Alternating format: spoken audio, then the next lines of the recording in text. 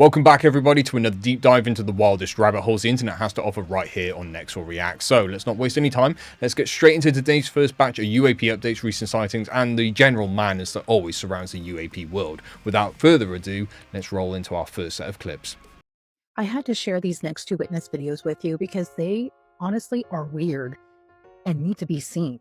We're becoming desensitized to the things that we're seeing in the sky, and it's almost becoming an everyday thing, and it shouldn't be. The following two videos are from two different witnesses coming out of San Antonio and Austin, Texas, captured on the night of November 30th, 2025. They both captured these weird lights in the sky, but that's not the only weird thing. You can hear some sort of sound coming from these objects, almost like a musical chime. And no, these videos have not been doctored. No music or anything has been inlaid or to them. This is the raw, uncut videos from both witnesses. Take a look at this. Comment below. Me what you think.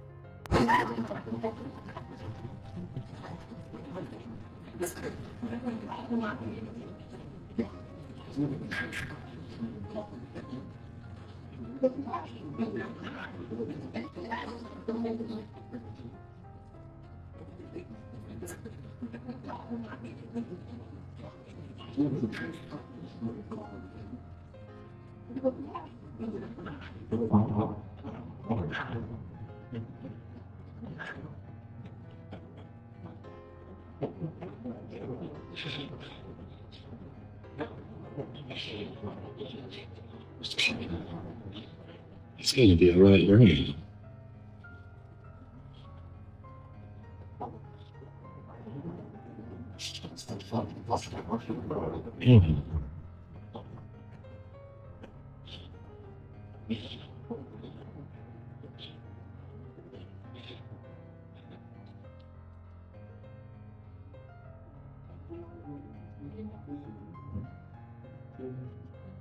I got a huge 3-eye atlas update.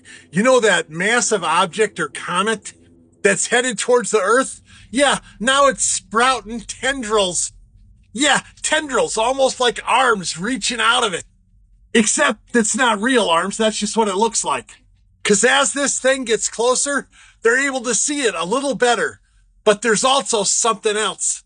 Harvard scientist Avi Loeb just said, if you have plans for vacation or anything major in your life, it better be before October 29th. Yeah, that's what he said. I'm guessing because October 29th is the date that 3-eyed Atlas should be closest to the Earth. There's also some more weird shenanigans going on with this thing, where its composition, what it's made of, isn't like anything else that astronomers or scientists have ever seen. So it's not like any other comet. That's why people think it could be something else entirely. Well, we got about 9 or 10 days till October 29th. So if something major does happen with this thing, we're going to find out real soon. Okay, I just wanted to keep you all updated. Shabadoo Booshkies, Shabadoo. Operation High Jump. Right after World War II, the United States launched the biggest Antarctic mission in history. Nearly 5,000 men, 30 warships, 33 aircraft, and all of it was under Admiral Richard Byrd. Pilots were reporting that planes were being lost to causes nobody could explain. More than one crew claimed he saw disc-shaped objects rising straight out of the water, which now is very relevant, moving in ways no aircraft from the 1940s possibly could move. Then on the way home, Admiral Byrd gives an interview to a Chilean newspaper. He said that the United States needs to prepare for the possibility of aircraft that can travel from pole to pole at an incredible speed. After that interview he gave, silence. Operation High Jump was shut down and everyone involved suddenly stopped talking. Some think they encountered UFOs, some think hidden. Others believe Byrd stumbled onto something ancient beneath the ice. All we know is for sure is that the US military does not abandon a mission like that unless something happened they couldn't explain. Was filmed at 6,000 feet deep. Why does it have hands? Where is it going?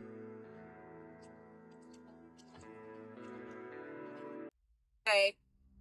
Oh my God! Alexis! Alexis! Alexis! Oh my God! I don't know who Alexis is, but I genuinely hope she's alright. Whatever was going on in that car, there was definitely some real panic happening at the site of that UAP. But honestly, right, what this really shows is that a lot of people are not prepared to witness something they can't immediately explain in the sky. And that becomes pretty concerning when you think about it in the wider context. Especially with all the chatter around certain large-scale blue-themed projects that people speculate about. If something like that ever were to be rolled out, the public clearly isn't ready, and maybe that's the point. They're likely counting on that. Who knows? But we have more UAP news coming up in a little bit. That's later on. Right now, we have some more clips of the more, well, we'll call it supernatural and paranormal variety. Take a look at these. The following disturbing video comes from a couple in the woods. They were out hiking when they decided to venture deeper into an area they had never been to. They were allegedly miles deep when something caught their eye. A huge dark figure moving effortlessly through the thick vegetation.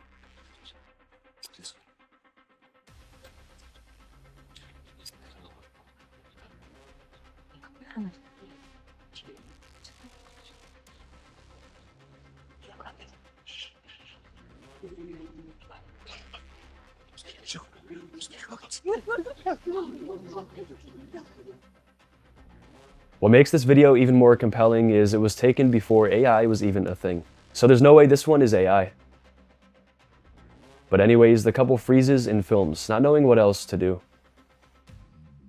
They whisper quietly, completely blown away by what they were seeing. The huge muscular creature continues pushing through the forest, but then it notices the hikers. It emits a low guttural growl. Then moments later, it charges right towards them, growling ferociously. The couple runs away, practically dropping their camera as they flee. It was never made known what exactly happened next after the video stopped. Were they successfully hunted down by this creature, or did they make it away? Though it's said Bigfoot attacks are uncommon in reported sightings, they are said to happen here and there. But just imagine being hunted down by a predatory creature that isn't yet proven to exist, especially one that looks like this in the video. It would have to be one of the scariest feelings a human could ever endure. This could be the creepiest footage of Annabelle ever captured. That's right, the Annabelle, the OG doll from Ed and Lorraine Warren's Cursed and Haunted collection. You guys know the buzz, over the past several months, Annabelle has been touring the US, and just about everywhere she goes, tragedy follows. It could just be a coincidence. More than likely, that's probably what it is. However, there have been people capturing things on camera, pictures and video, of some odd behavior that dolls, inanimate objects, should not have. If you don't know the story of Annabelle, she is from the Conjuring series, the movies that were made about the Warrens, which a lot of that is fiction and made up just for TV and movies, but this thing, I believe, is truly possessed and cursed. Let me know in the comments what you think.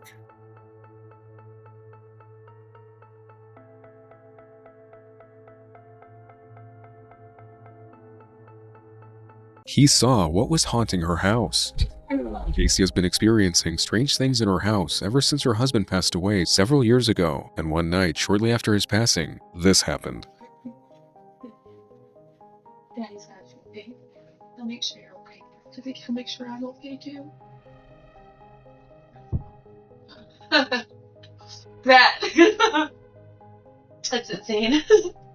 I feel better. Did you see that, Papa? As she talks to her husband, the lights flicker right after she asks a question, and Casey takes it as a sign that her husband's trying to communicate with her. But after what happened when her friend and his 3-year-old son visited one night, it seemed that the flickering might have been something else.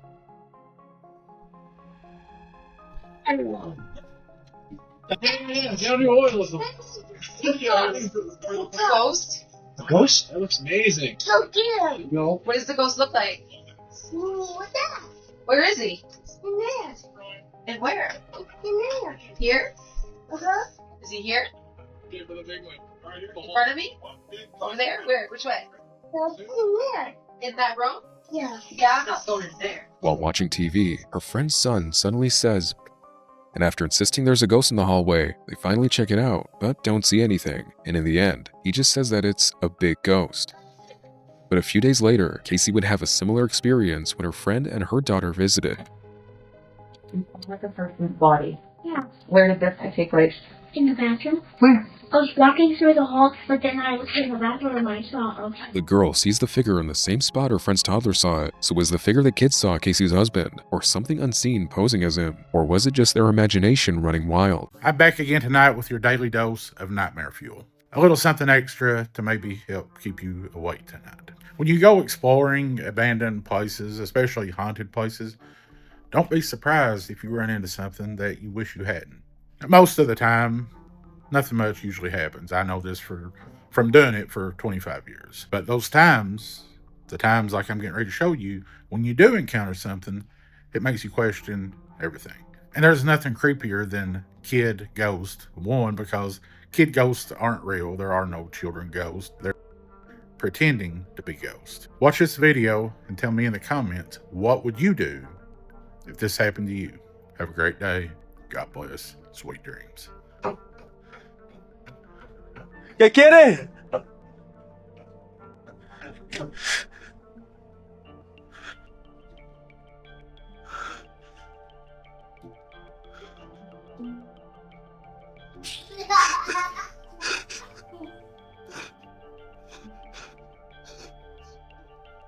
This might be the best footage of paranormal activity caught on camera.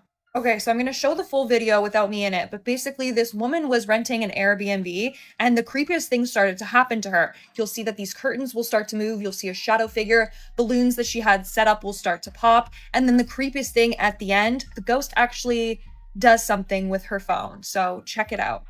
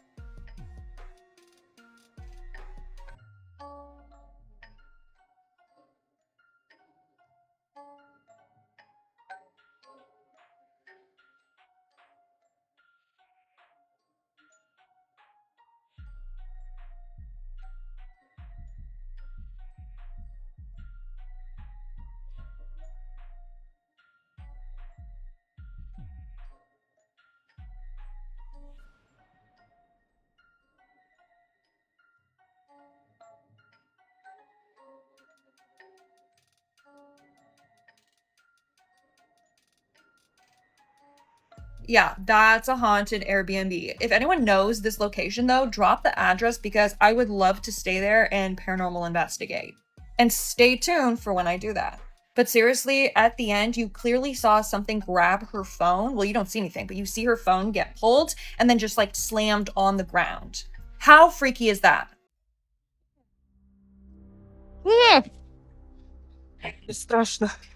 If this doesn't send chills down your spine, you might not have an amygdala because this is a rabid fox. This terrifying video was recently recorded in Russia. It shows a woman at nighttime. This fox starts approaching her, which already, very big red flag. The video then cuts to a later point with this fox attempting to attack her and being so motivated that it climbs up this platform that she's standing on and even tries to get up the railing.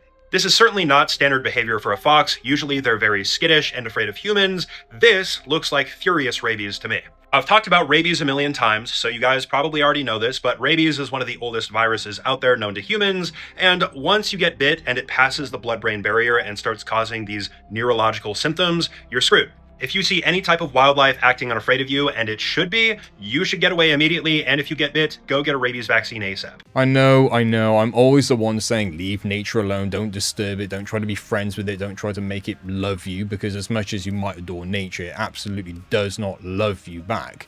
But here's the problem. How are you supposed to stay away from nature and let it do its thing when nature is the one actively trying to pick a fight with you? It's a bit of a paradox, honestly. Breaking news. Husband sues tour company after U.S. woman bitten by hippo on African safari. Hippos are one of the most dangerous animals in the world. Of 500 people a year. An American tourist was violently attacked and hippopotamus on a safari in Zambia, and now her husband is suing the tour company. Lisa and Craig Manders, from Cranford, New Jersey, were on a guided jungle trek when they came across a hippo resting in the water. According to the lawsuit, the hippo suddenly attacked, grabbing Lisa in its jaws, lifting her off the ground and fatally crushing her. The lawsuit alleges that the tour company failed to adequately protect tourists from the dangers of hippos. In response, the tour company said the couple was accompanied by an experienced guide and that all safety protocols were followed before and during the attack. The tragedy echoes past incidents, including a Florida woman who survived a hippo attack in Zimbabwe in 2018 after being dragged underwater and rocked from side to side. There are crazy things happening in the world right now. The man who won over $2 billion in the Powerball jackpot only took home $628 million. Dang, poor guy. Thieves in Florida stole hundreds of shoes by cutting a hole in the top of the ceiling of the mall. A Domino's employee hiked over 6 hours to deliver a pizza to someone climbing Mount Fuji. And if you were wondering, the pizza came out to $962. For the first time ever, there was a frog that was found with eyes inside of its mouth due to a rare genetic mutation. What? An astrophysicist came out and said that there are 1 to 2 Starlink satellites falling down onto Earth per day. The first ever orange shark found on Earth was just discovered off the coast of Costa Rica. Dogs in Chernobyl are now turning blue. Tom Brady cloned his former dog that passed away 2 years ago. The number of journalists that focus on local events has dropped by 75% in the last 20 years. Okay, but why can't I get that frog? You know, the one with the eyes inside its mouth out of my head. Like, genuinely, who gave nature the right to do something this heinous?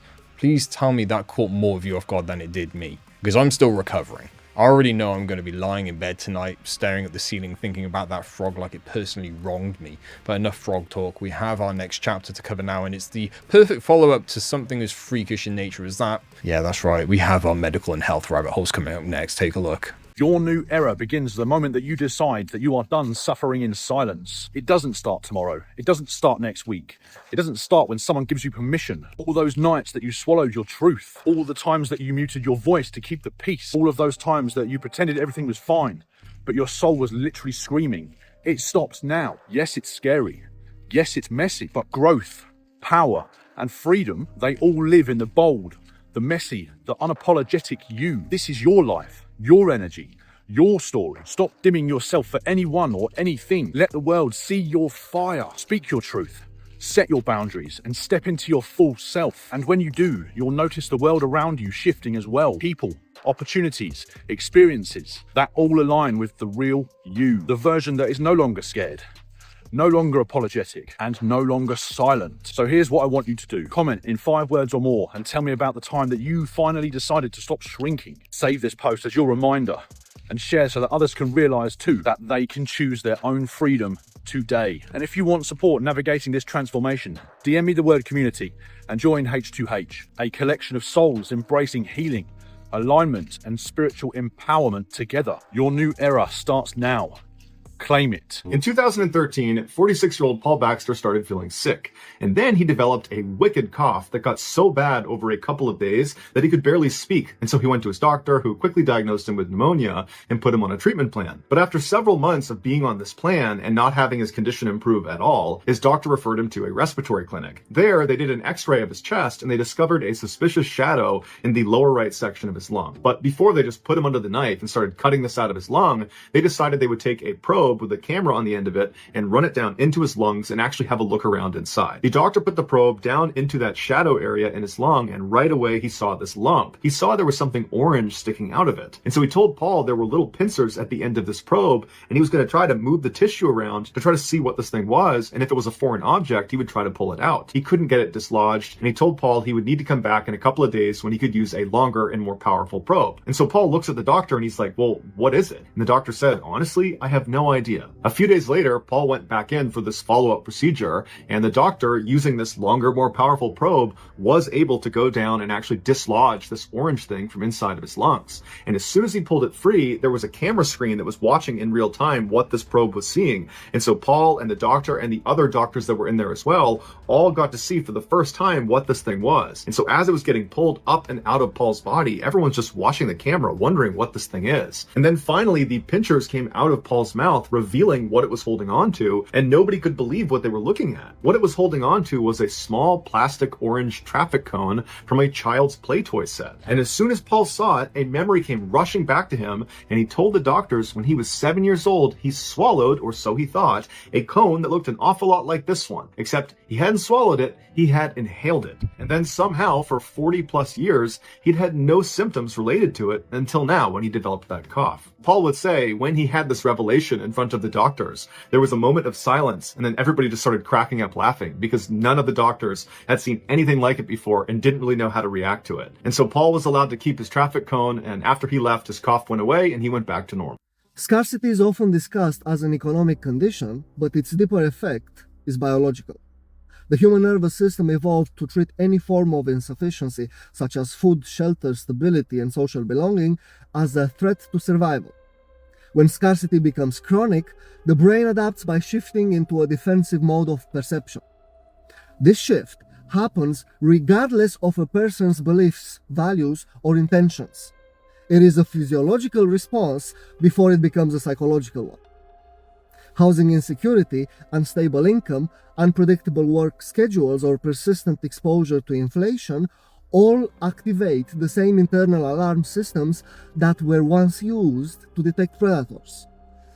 The body begins conserving energy, narrowing attention, and prioritizing short-term reaction over long-term reflection. People under scarcity are not irrational. They are responding as their biology demands. Their cognitive bandwidth shrinks, their tolerance decreases, their decisions become more reactive because the brain is continuously recalculating how to survive the next step instead of imagining a future. December 5th, cold supermoon. Stop scrolling because you need to hear this. Because the December 5th cold supermoon isn't just another moon. It's basically the universe grabbing you by the shoulders, shaking you and saying, hello, are you ready to let go yet? And before you go, oh great, another moon thing. This one actually matters. December's full moon is called the cold moon because it's set right in the darkest, deepest, quietest part of winter. But in 2025, it's not just a cold moon, it is a cold supermoon, meaning that it's closer, brighter, louder, and spiritually way more dramatic than you planned for. It's basically the universe putting your spiritual growth on IMAX. Let's get into what it actually means. This moon shows up right at the end of the year, when it's just starting to quieten down, when your mind is full of the things that you swear you'll deal with in January. Nah, this moon is like, nope, we're dealing with that now. It shines right on what you've outgrown, what you're still holding on to, what's been draining you, and ultimately what you know that you need to leave behind when 2026 hits. Think of it as the final cosmic tidy up before your next chapter loads. It's giving that release the emotional clutter, otherwise you can't pass level 2026 vibes. And here's the emotional part. Cold moons are about stillness, the kind that you don't choose, but the kind that life forces upon you. But that stillness, that's where the clarity shows up. That's where the truth steps in. That's where your intuition stops whispering and starts yelling like it's trying to win Britain's Got Talent. This moon marks the moment that you realise that this year did not break you. It prepared you. It refined you.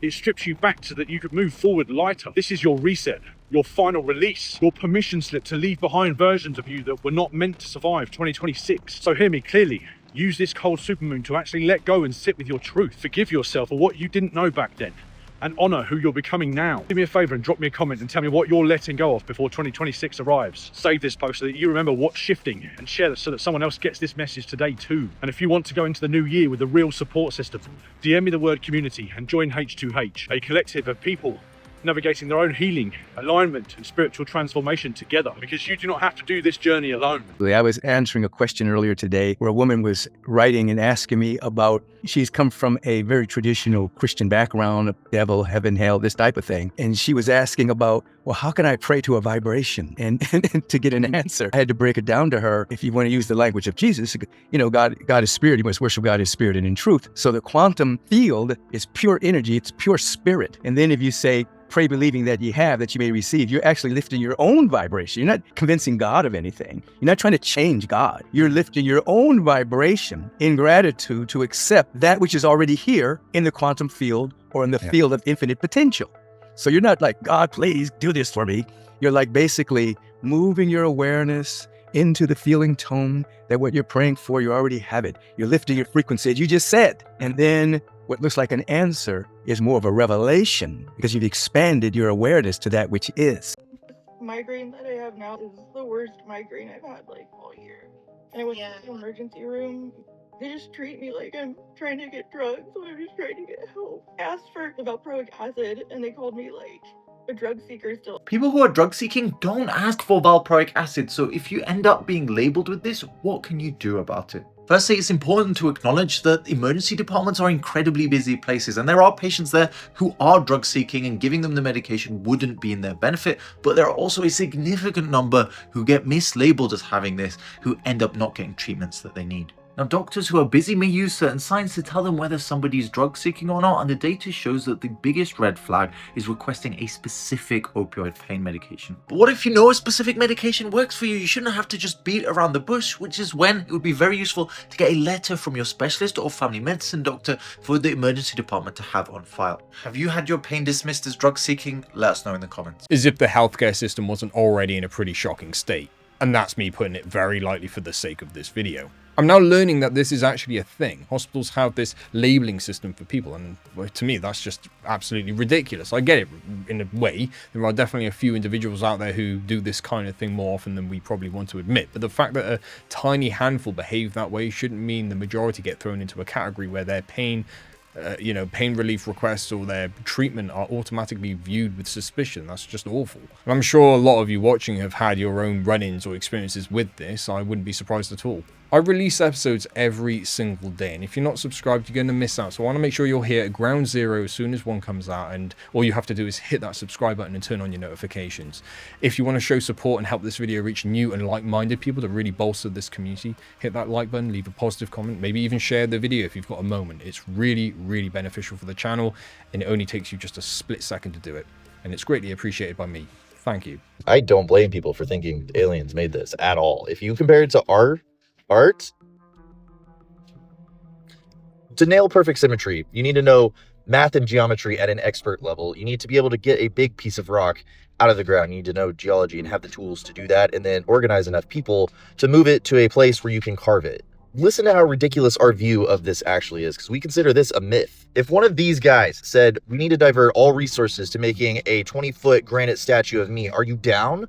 These guys had such a deep understanding of reality, they could communicate their entire philosophy via art and embed science and everything they studied into it. We're just now catching up because we have a language to explain it now. Meanwhile, they just demonstrated it in stone. Tons of it can only be understood from the sky. That's if you can read the language, which just so happens to be the only language that the universe speaks, geometry. Words can be misinterpreted. What cannot is a universal law carved in stone with art. There's also a concept here that's being communicated. Lurking behind the garbage we've been sold is the actual potential of the human mind. To unlock that potential, I'd show you how much they actually did and what's possible. Then I'd explain their understanding of reality and how they translated that into form. Then I'd explain the philosophy that unlocked their mind and mobilized their populations. Then, building macro devices to connect and evolve consciousness collectively might make sense. That is the type of conscious content I try and develop. Everything I cover here is going to eventually be a free video on here. This year, I'm at 400 videos. It's my personal mission to entertain you while liberating this information from the of time. To do that, I have to travel and talk to experts and locals and watch a whole bunch of boring long videos. I know I say this a lot, but my mission has not changed, which means if you support it in any way, nobody loves you more than me. I live in the high desert of northern New Mexico. And in the early 1990s, the high desert of northern New Mexico was in a severe drought, the worst in over 100 years that the elders remembered. Cattle were suffering, crops were dying, and it was really bad. And a native friend of mine called me one day and he said, Greg, would you like to join me in a place that our ancestors built so long ago, this medicine wheel where it is today? Would you like to join me in that place for prayer of rain? I said, sure, absolutely, I'd love to. We hiked across 130,000 acres and we arrived at this ancient medicine wheel. And David sat down, he unlaced the shoes, his old work boots, and with his naked feet, he stepped into the center of this wheel and he closed his eyes and he held his hands in a prayer mudra just for a few seconds in silence. And then he turned and looked at me and he said, I'm hungry. You want to go get the bite to eat? And I was shocked. I said, yeah, at some point I said, but I thought you were going to pray for rain. He looked from inside that circle right into my eyes. He said, no. He said, if I prayed for rain, rain could never happen. Because the moment we ask for something to happen, we have just acknowledged to the universe that it does not exist. Now, we've just affirmed that it doesn't exist. We've affirmed the very thing that we're praying to change. And I said, well, if you didn't pray for rain, what did you do? He said, when I closed my eyes, I felt the feeling of what it feels like when it rains in our Pueblo village. I smelled the smells of what it smells like when the rain rolls off the earthen walls of my Pueblo home. And I felt the feeling of my naked feet in the mud, and the mud is there because there's been so much rain. And I gave thanks of gratitude and appreciation for the rain that has already happened. And by the time I got back up onto my property that afternoon, I saw something that we hadn't seen for a long time. Big black clouds came in over the Sangre de Cristo Mountains, and by nightfall, it started to rain. Have you ever had a paranormal experience? That scared the bejesus out of you. Well, what if I was to tell you that you're in control of actually co-creating an amazing experience with these negative experiences? And it all has to do with something called plasma beings. That these beings that you're experiencing are all made out of the substance called plasma. Now, I write this in my book about plasma. Basically, plasma in science is the fourth state of matter. It is an ionized gas. It makes up 99.9% of our visible universe. But there is a finer plasma, which is lightning, the neon lights, the aurora borealis. There is a finer ether plasma that makes up the fabric of our reality. That is all you have to know for this. And what comes through this fabric? These other beings of consciousness we experience as cryptids, as gray aliens, as Syrians, as ghosts, as frickin' whatever these are.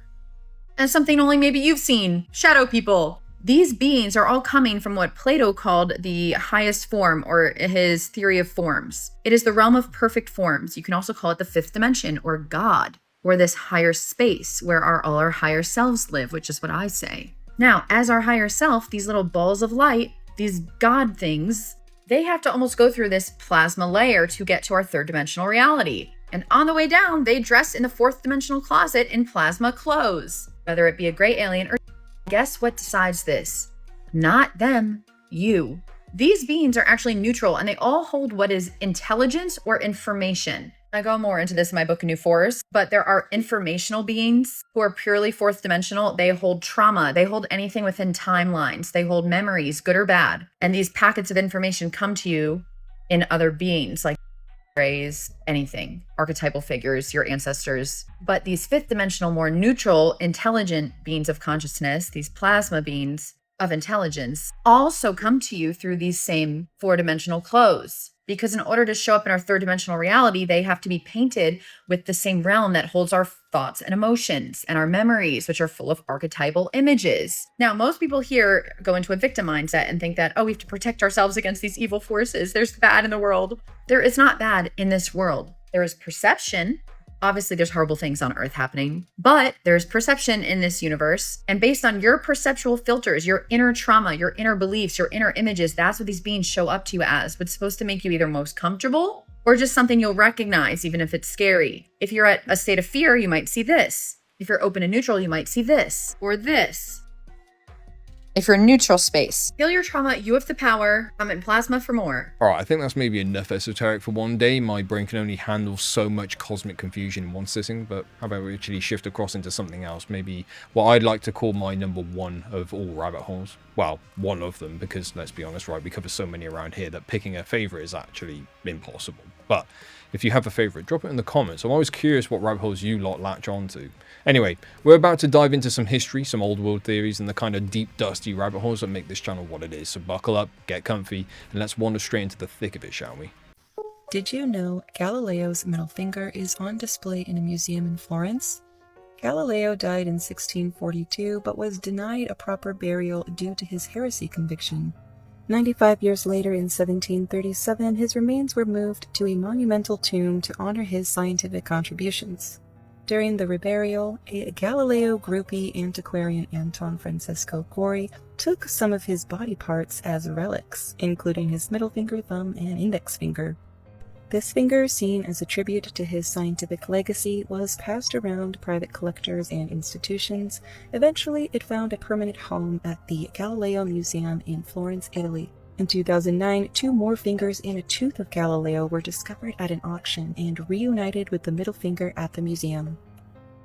Greek fire. Crazy. The secret of Greek fire was shown and revealed by an angel to the great and holy first Christian emperor Constantine, and that the weapon should only be manufactured for Christians and in the imperial city. Wow. Very cool. Amazing. Between like 600 AD and 717, 718, the forces start trying to take Constantinople. This is the Christian empire. That's like the capital city. They try to land troops in this gulf, and out of nowhere, these bronze structures on the front of these ships begin fire, but they say it burns so bright and so hot. Historians say that water could not douse it. It actually made the reaction worse. It sounded like a windstorm. It exploded when it reacted with water. So they could like yards. To this day, people haven't been able to recreate a substance that does exactly what it does. That's so cool. It was a secret knowledge. It was only guarded and used by a very select few people.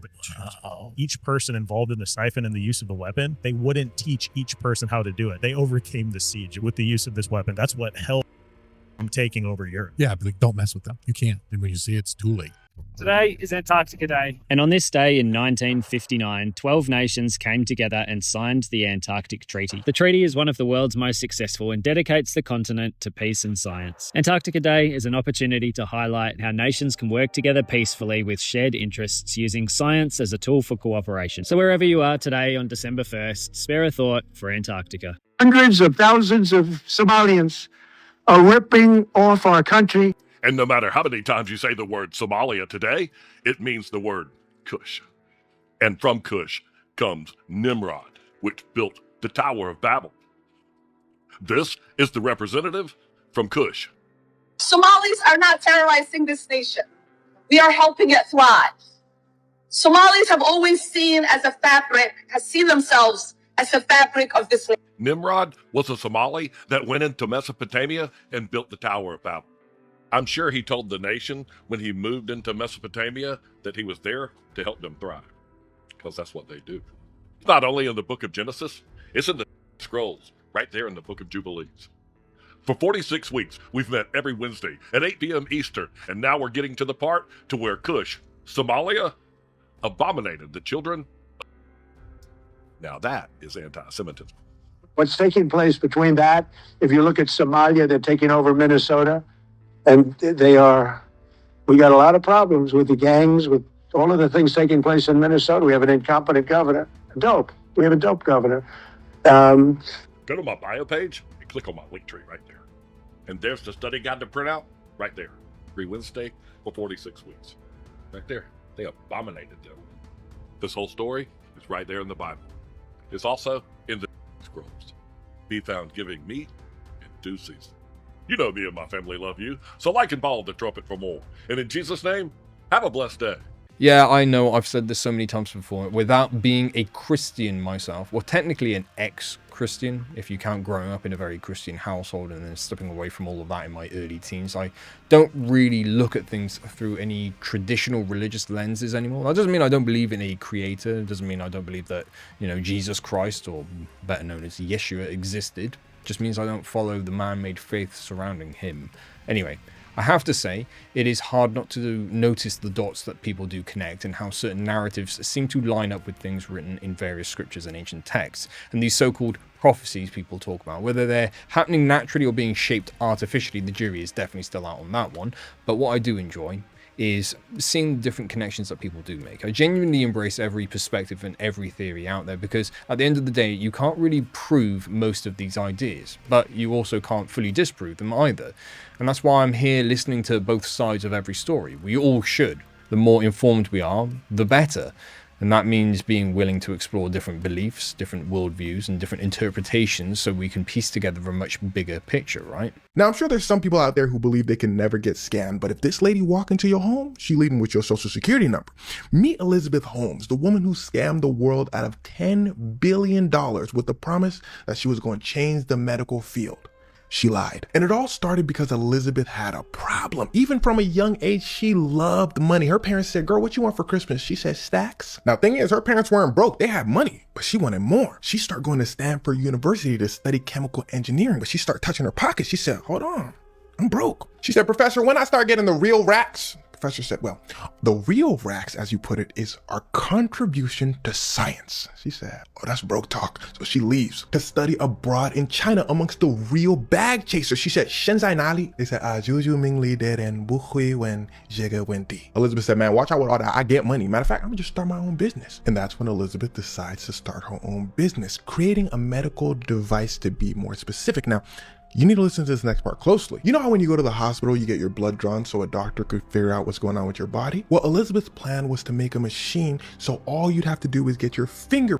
A machine would scan you almost instantly. Now, the problem is actual blood analysis machines are so sophisticated and require so many parts that her idea was pretty much impossible. In fact, her professor tells her this. Elizabeth said, impossible for you, brokey. I'm gonna figure it out. Elizabeth drops out of school. She started telling people about her company so she could start raising some money. And what I tell you about her in the beginning of the video, if she walked into your house, she leaving with some. Her neighbor gives her $500,000. Her parents start throwing cash at her too. In fact, in just a few months, she raises $7 million. And her company, Theranos, was born. Some of the richest billionaires on earth start joining her. People who used to work for Apple, CEOs, politicians, they all start throwing money at her.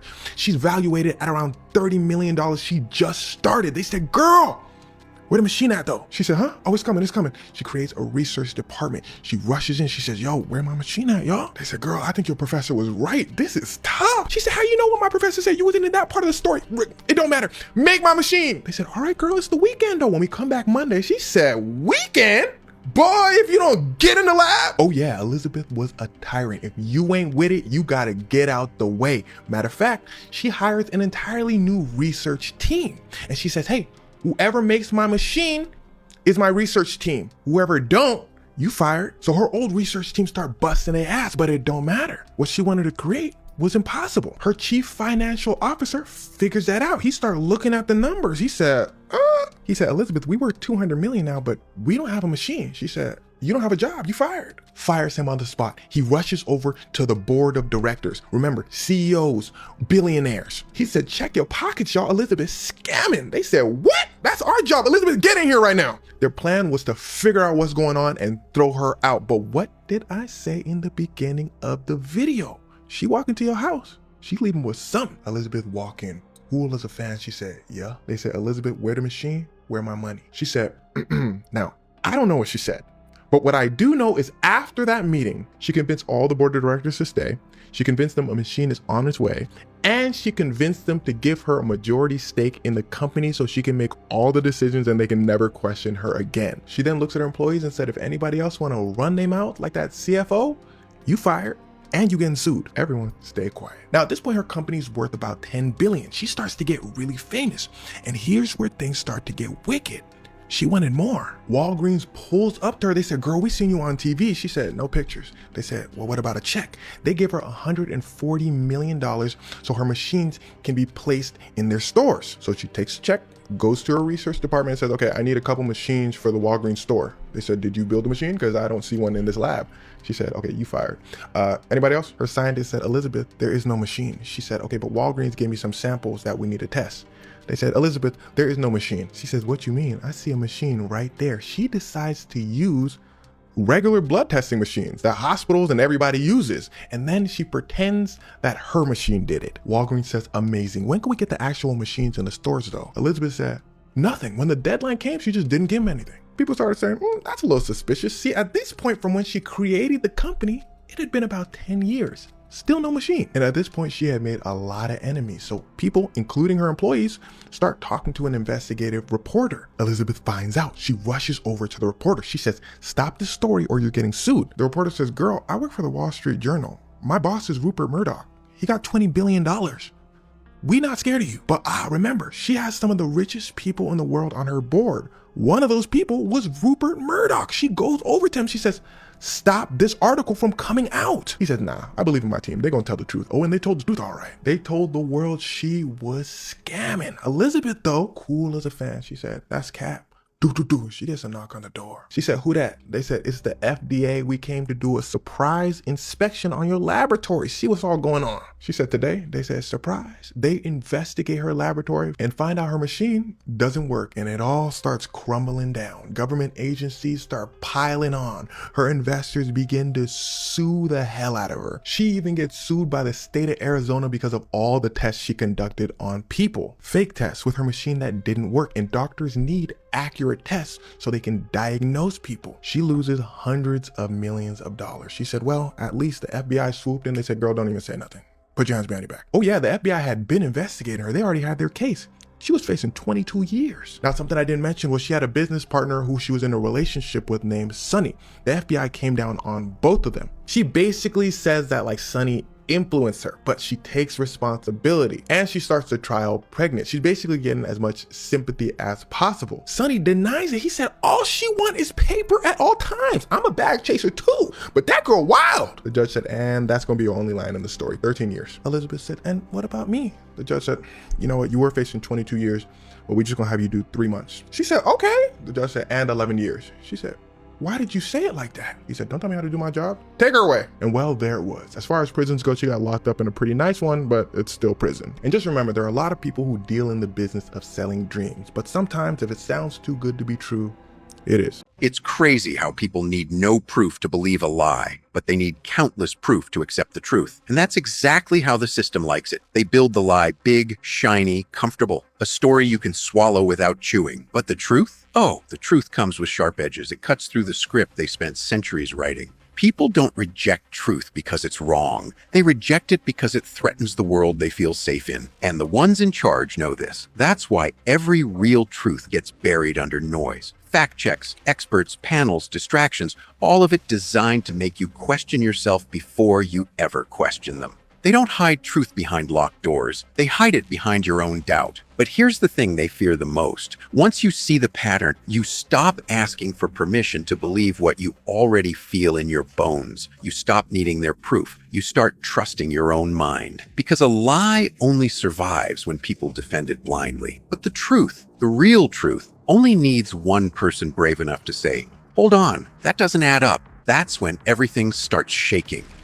Did Kanye actually outsmart everyone and get out of his demonic contracts by acting crazy? Check this out. Never happen again in history. Okay. There would never be a situation where people end a multi-billion-dollar deal off of a tweet. I wouldn't say never. Gotcha. So I would like to thank everyone that was. But you can see what he's alluding to. God knows what was hurting the process, and I feel free. If he's talking about what I think he's talking about, Kanye is outsmarting all of us. But as always, let me know what you think in the comments. Stay weird. Right, just coming to Waitrose. As you can see, they're all filled, bottles and bottles of Norton Collection Melbeck, yeah, wines, all sealed and brand new. Why are these in the bin? And this is just sitting on top. I haven't even gone through this bin yet, and there's 3 bottles just sitting here on top of the bin. What would you pay for them in the shop? I don't know, tenner, 15 quid for this bottle of wine? See what I mean? They're all doing it, and this is Waitrose. So let's have a look through the bin to see what else we can find. I'm sure there'll be other stuff in this bin. Be interesting to see. Waitrose as well are at it. Got one more bottle, another bottle we found. That's 4 bottles of red wine, Melbeck wine 2025. So yeah, Waitrose are throwing perfectly good wine in the bin, red wine. I don't know why. So we're back from Waitrose, and this is what we've got. We've got 4 bottles of Melbeck white red wine. Some lovely little Christmas light from Aldi. Not a bad one, right? That was from Aldi. Simply just bin for no reason. Well, just binning things for the fun of it, I'm sure.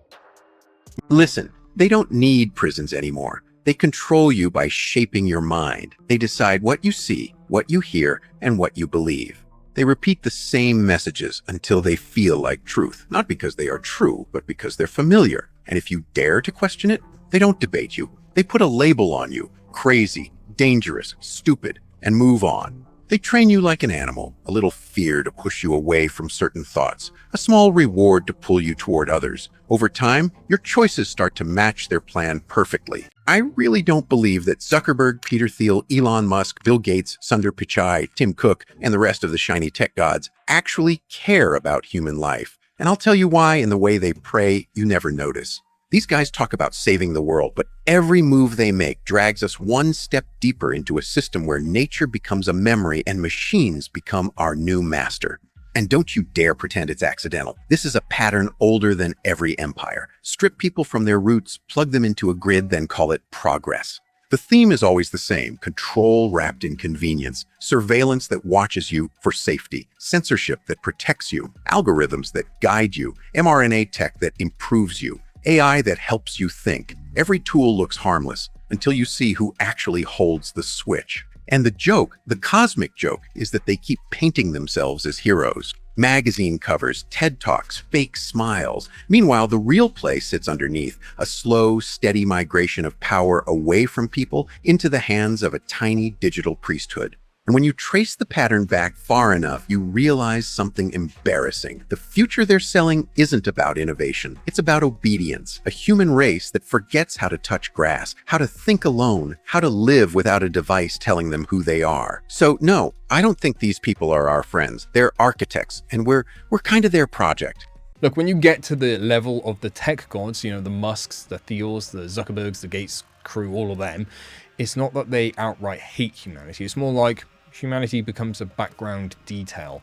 When your daily decisions shape entire continents and you're juggling data from billions of people like it's just a spreadsheet, real human life starts to look less like people and more just like metrics, users, numbers, and behavior patterns. And that's pretty terrifying, isn't it? Because once people become data points, well, it's very easy to start optimizing them instead of understanding them, and that's when you get this weird disconnect where the rest of us we're still living our normal human lives while these guys are operating on some detached ultra future timeline where everything is a problem to solve, including we the people.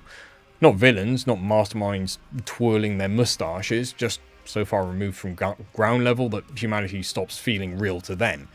That's when bad decisions do start to get made, But if you step back even further and stop overcomplicating it and stop trying to understand it and instead just know that every decision is not made by them, but instead a pre-planned, predestined decision made decades, even centuries ago to steer us into a particular direction, things actually are a lot clearer. Mount Bandai in Fukushima Prefecture shifted into a higher seismic state early this morning.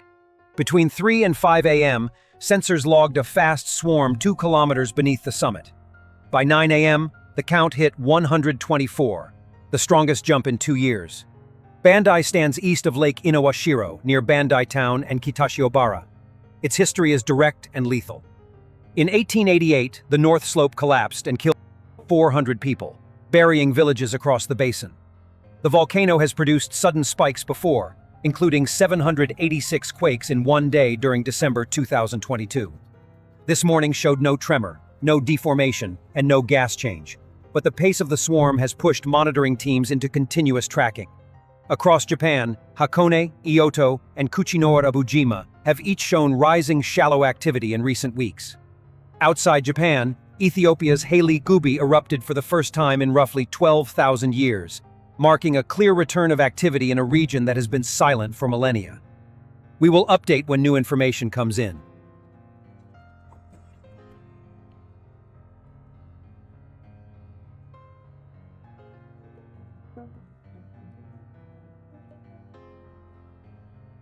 Oh, wow.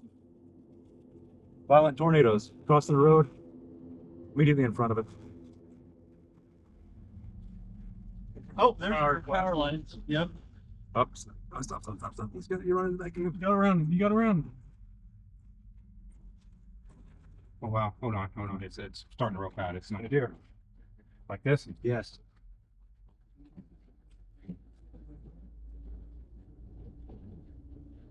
because it's from 5D. Yeah, it is. Hot friggin' day.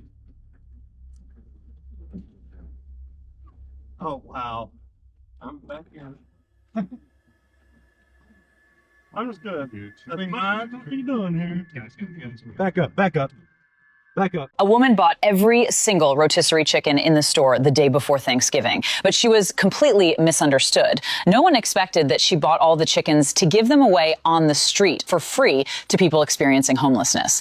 At a Sam's Club in Los Angeles, when she placed the final rotisserie chicken into her cart, the customers around her couldn't hold back anymore. Some called her selfish. Some said she was ruining the holiday spirit, and someone even yelled at her. A Christian like you wouldn't do things like this. Everyone assumed she was hoarding, reselling, or trying to make a profit, but she simply stayed quiet, smiled, and proceeded to check out. She didn't argue, not even once, because she knew every judgment was wrong. A few hours later, the same woman appeared on the streets of Los Angeles. She didn't take the chickens home, didn't resell them at a higher price. Instead, she set up a folding table on the sidewalk, cut the warm chickens, plated them, and handed them out. She chose to remind everyone in her own way. Don't rush to judge others, because you never know. Someone might be quietly doing what you never would. What do you think of this? Just a little reminder that a simple, selfless act of generosity can absolutely outrage people who don't understand it, but still have a genuinely profound impact on the ones who benefit from it. So don't let anyone else's bitterness or ignorance dilute your kindness. There are still good people out there. They are rare, for sure, few and far between, but, well, they always seem to show up right when someone needs them most.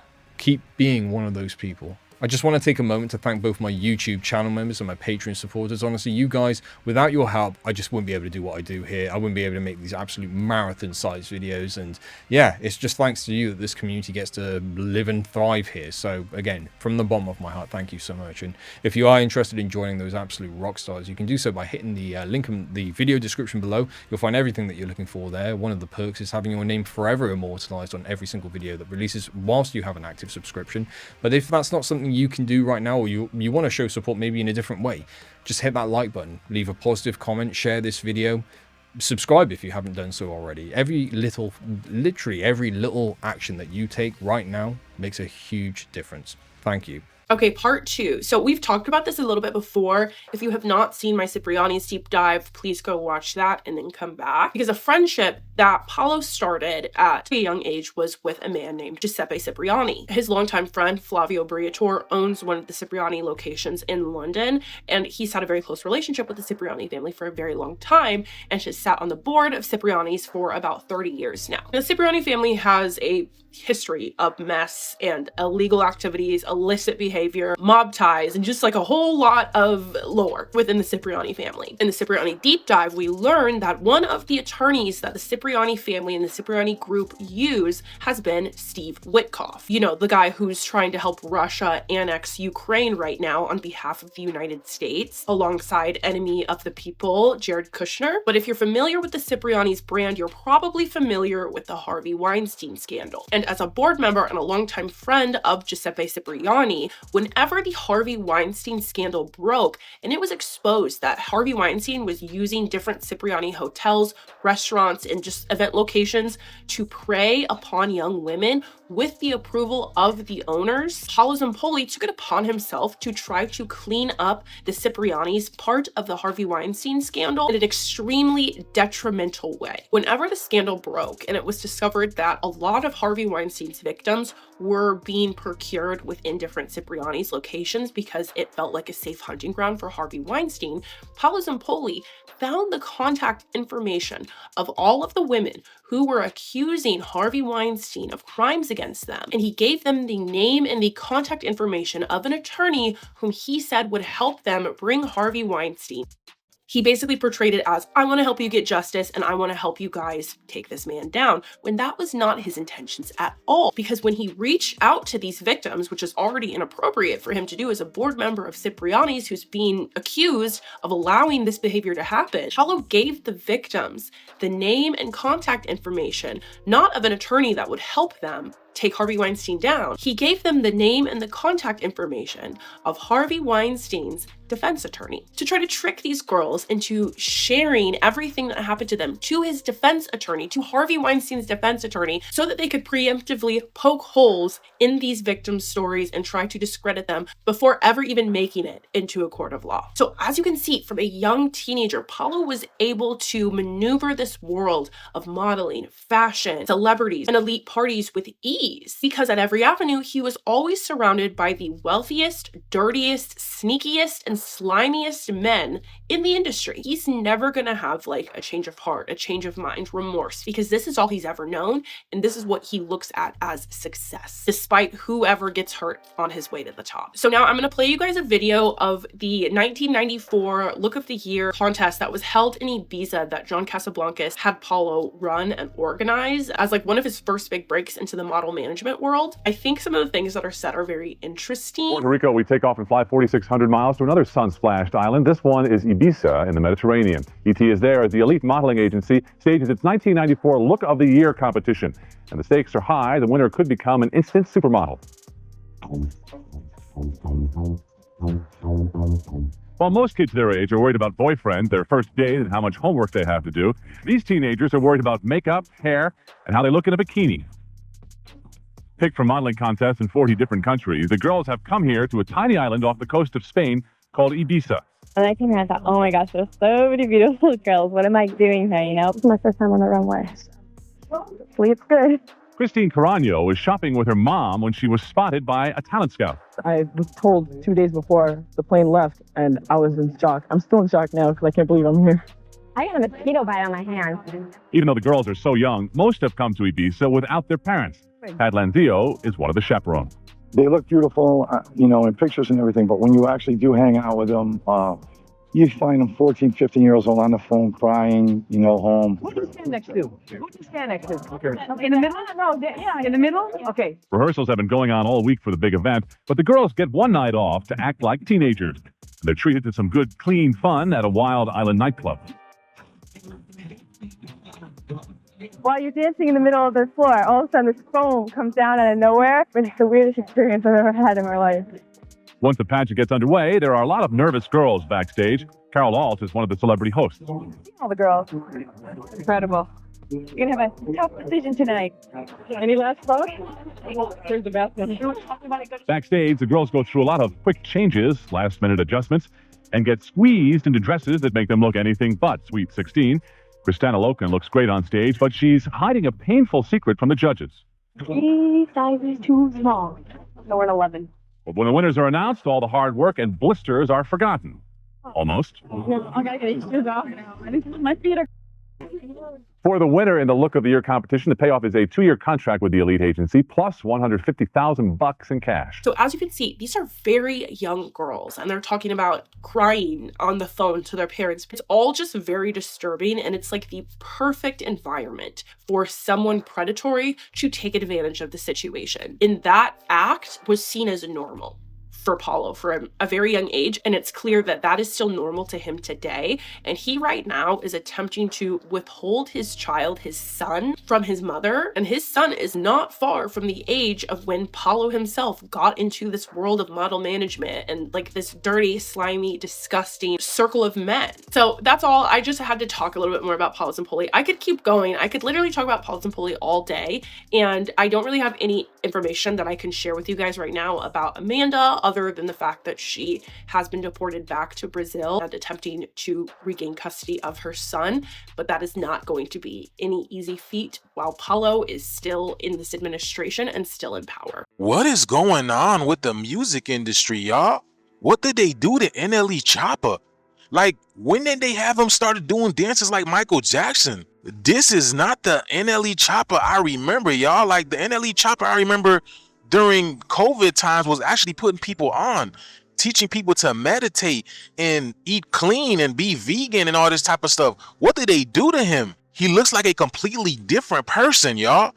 Like, does he look familiar? Even like the way that he dance. Y'all see that? What is going on here? Y'all think this is some type of humiliation ritual? You guys know how Hollywood is. I mean, come on. What happened to like NBA's, you know, just bobbing and weaving, you know what I'm saying? Now he's got like this whole Chris Brown, Michael Jackson thing going on. Can y'all see that? Don't he be moving like Chris Brown? Look at this, y'all. They don't look familiar to y'all? What?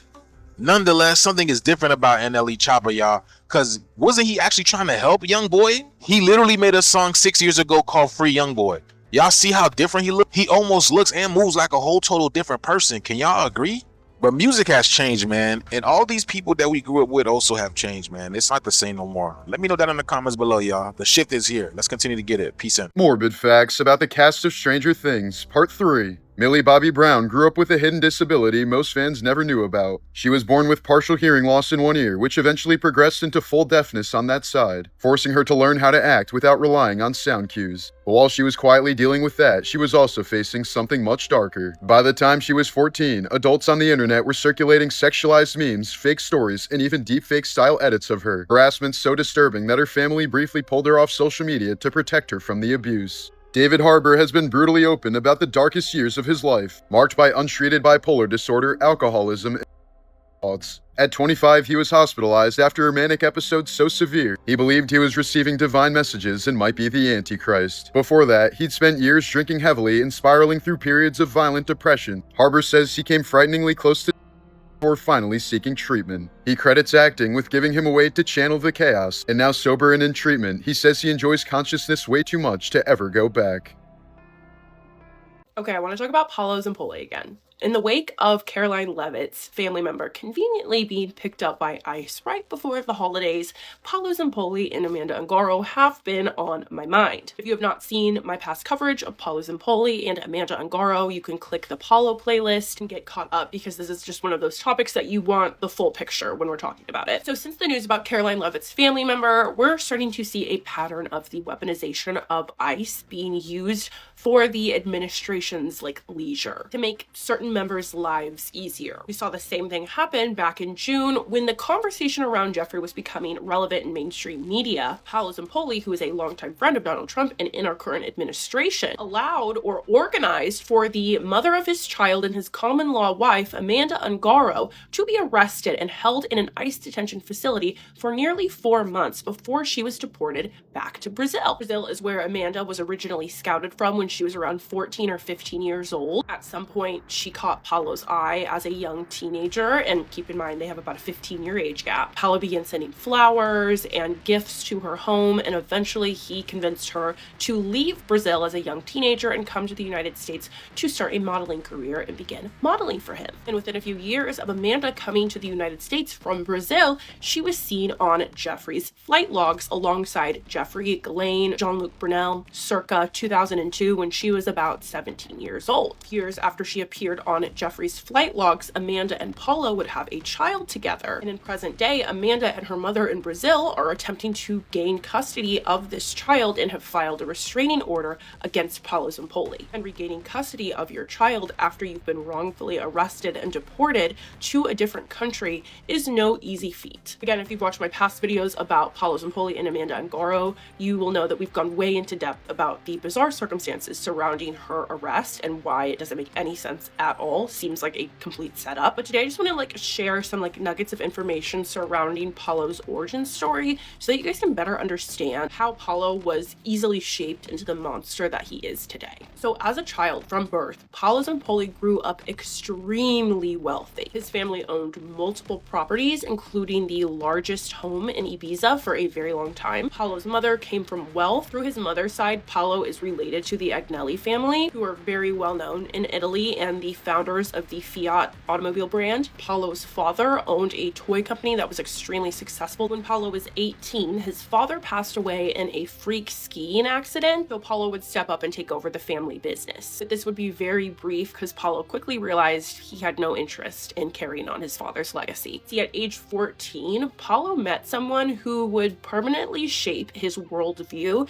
and completely change the trajectory of his his life. And that man was named John Casablancas. It's a name that you're probably familiar with. And this friendship between Paulo and John Casablancas is what would spark Paulo's interest in fashion and modeling. Keep in mind, in present day, Paulo is only in his 50s. He is considerably younger than like his friend Donald Trump, who he's been associated with since the 90s. But as a teenager, John Casablancas would allow Paulo Zampoli to come along with him while he was doing his model scouting days throughout Spain. So at a very young age, Paulo became very familiar with different modeling agents, different modeling companies, and the process of scouting models via John Casablancas. After a few years of associating and having a friendship with John Casablancas, Paulo Zampoli's father would pass away in his skiing accident. That's when Paulo briefly stepped up to take over his father's company and then ultimately decided to not carry on his father's legacy. He wanted to become a modeling agent like John Casablancas. So Paulo sold his father's toy company to a man named Silvio Berlusconi, who was a disgraced Italian prime minister who was forced to resign from office because he was caught essaying children. And it was during the acquisition of his father's toy company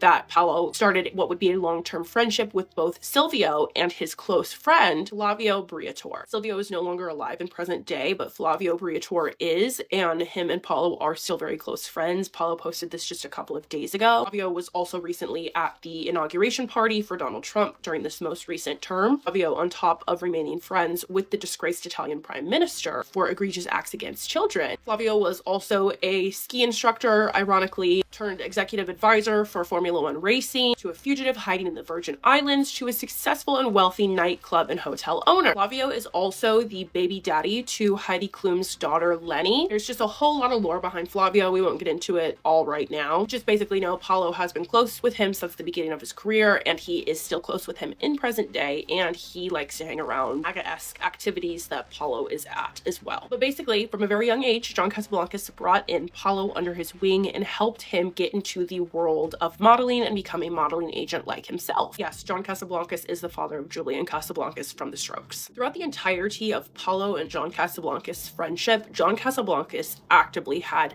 horrific allegations against him. Remember, Paulo was born in the 70s. John Casablancas' allegations began to happen in the 70s and continued for decades to come. Starting in the early 90s, specifically 1994, John Casablancas appointed Paulo Zampoli to run his Elite Models Look of the Year contest that was taking place in Ibiza. The following year, Paulo would move to New York City per the suggestion of John Casablancas. Upon establishing himself in New York City, Paulo Zampoli would purchase Metropolitan Models, and while he owned Metropolitan Models, one of his models would go on to date David Copperfield, who we know is a co-conspirator within Jeffrey's Black Book, as well as a close friend of Paulo Zampoli's, Donald Trump's, and John Casablancas. And shortly after this, he would go on to purchase American Models, which he turned into ID Models. Right around this time, in 1995, Paulo would meet Donald Trump, a longtime friend of John Casablancas and a fellow modeling agent. And as we know, since then, the two of them have been thick as thieves, as Paulo sits in our current administration and was also involved in the first one as well. In the year after he met Donald Trump, Paulo discovered Melania in 1996 and she began modeling for him. And shortly after, Paulo would bring Melania to the United States for Donald Trump. During this time period, Paulo also became close with Jean-Luc Brunel, another modeling agent who had very similar allegations as Jeffrey and passed away in the exact same circumstances as Jeffrey, because Jean-Luc Brunel was obviously in their same modeling circle, and he had an apartment in Trump Tower, which was owned by Paulo Zampoli's friend. Okay, go to part 2 because I want to talk about one other relationship that really shaped Paulo Zampoli. And I also want to show you a clip from the Elite Model 1994 Look of the Year contest in Ibiza that Paulo organized. I think it's very disturbing and interesting, and you're going to want to see it. So go to part 2.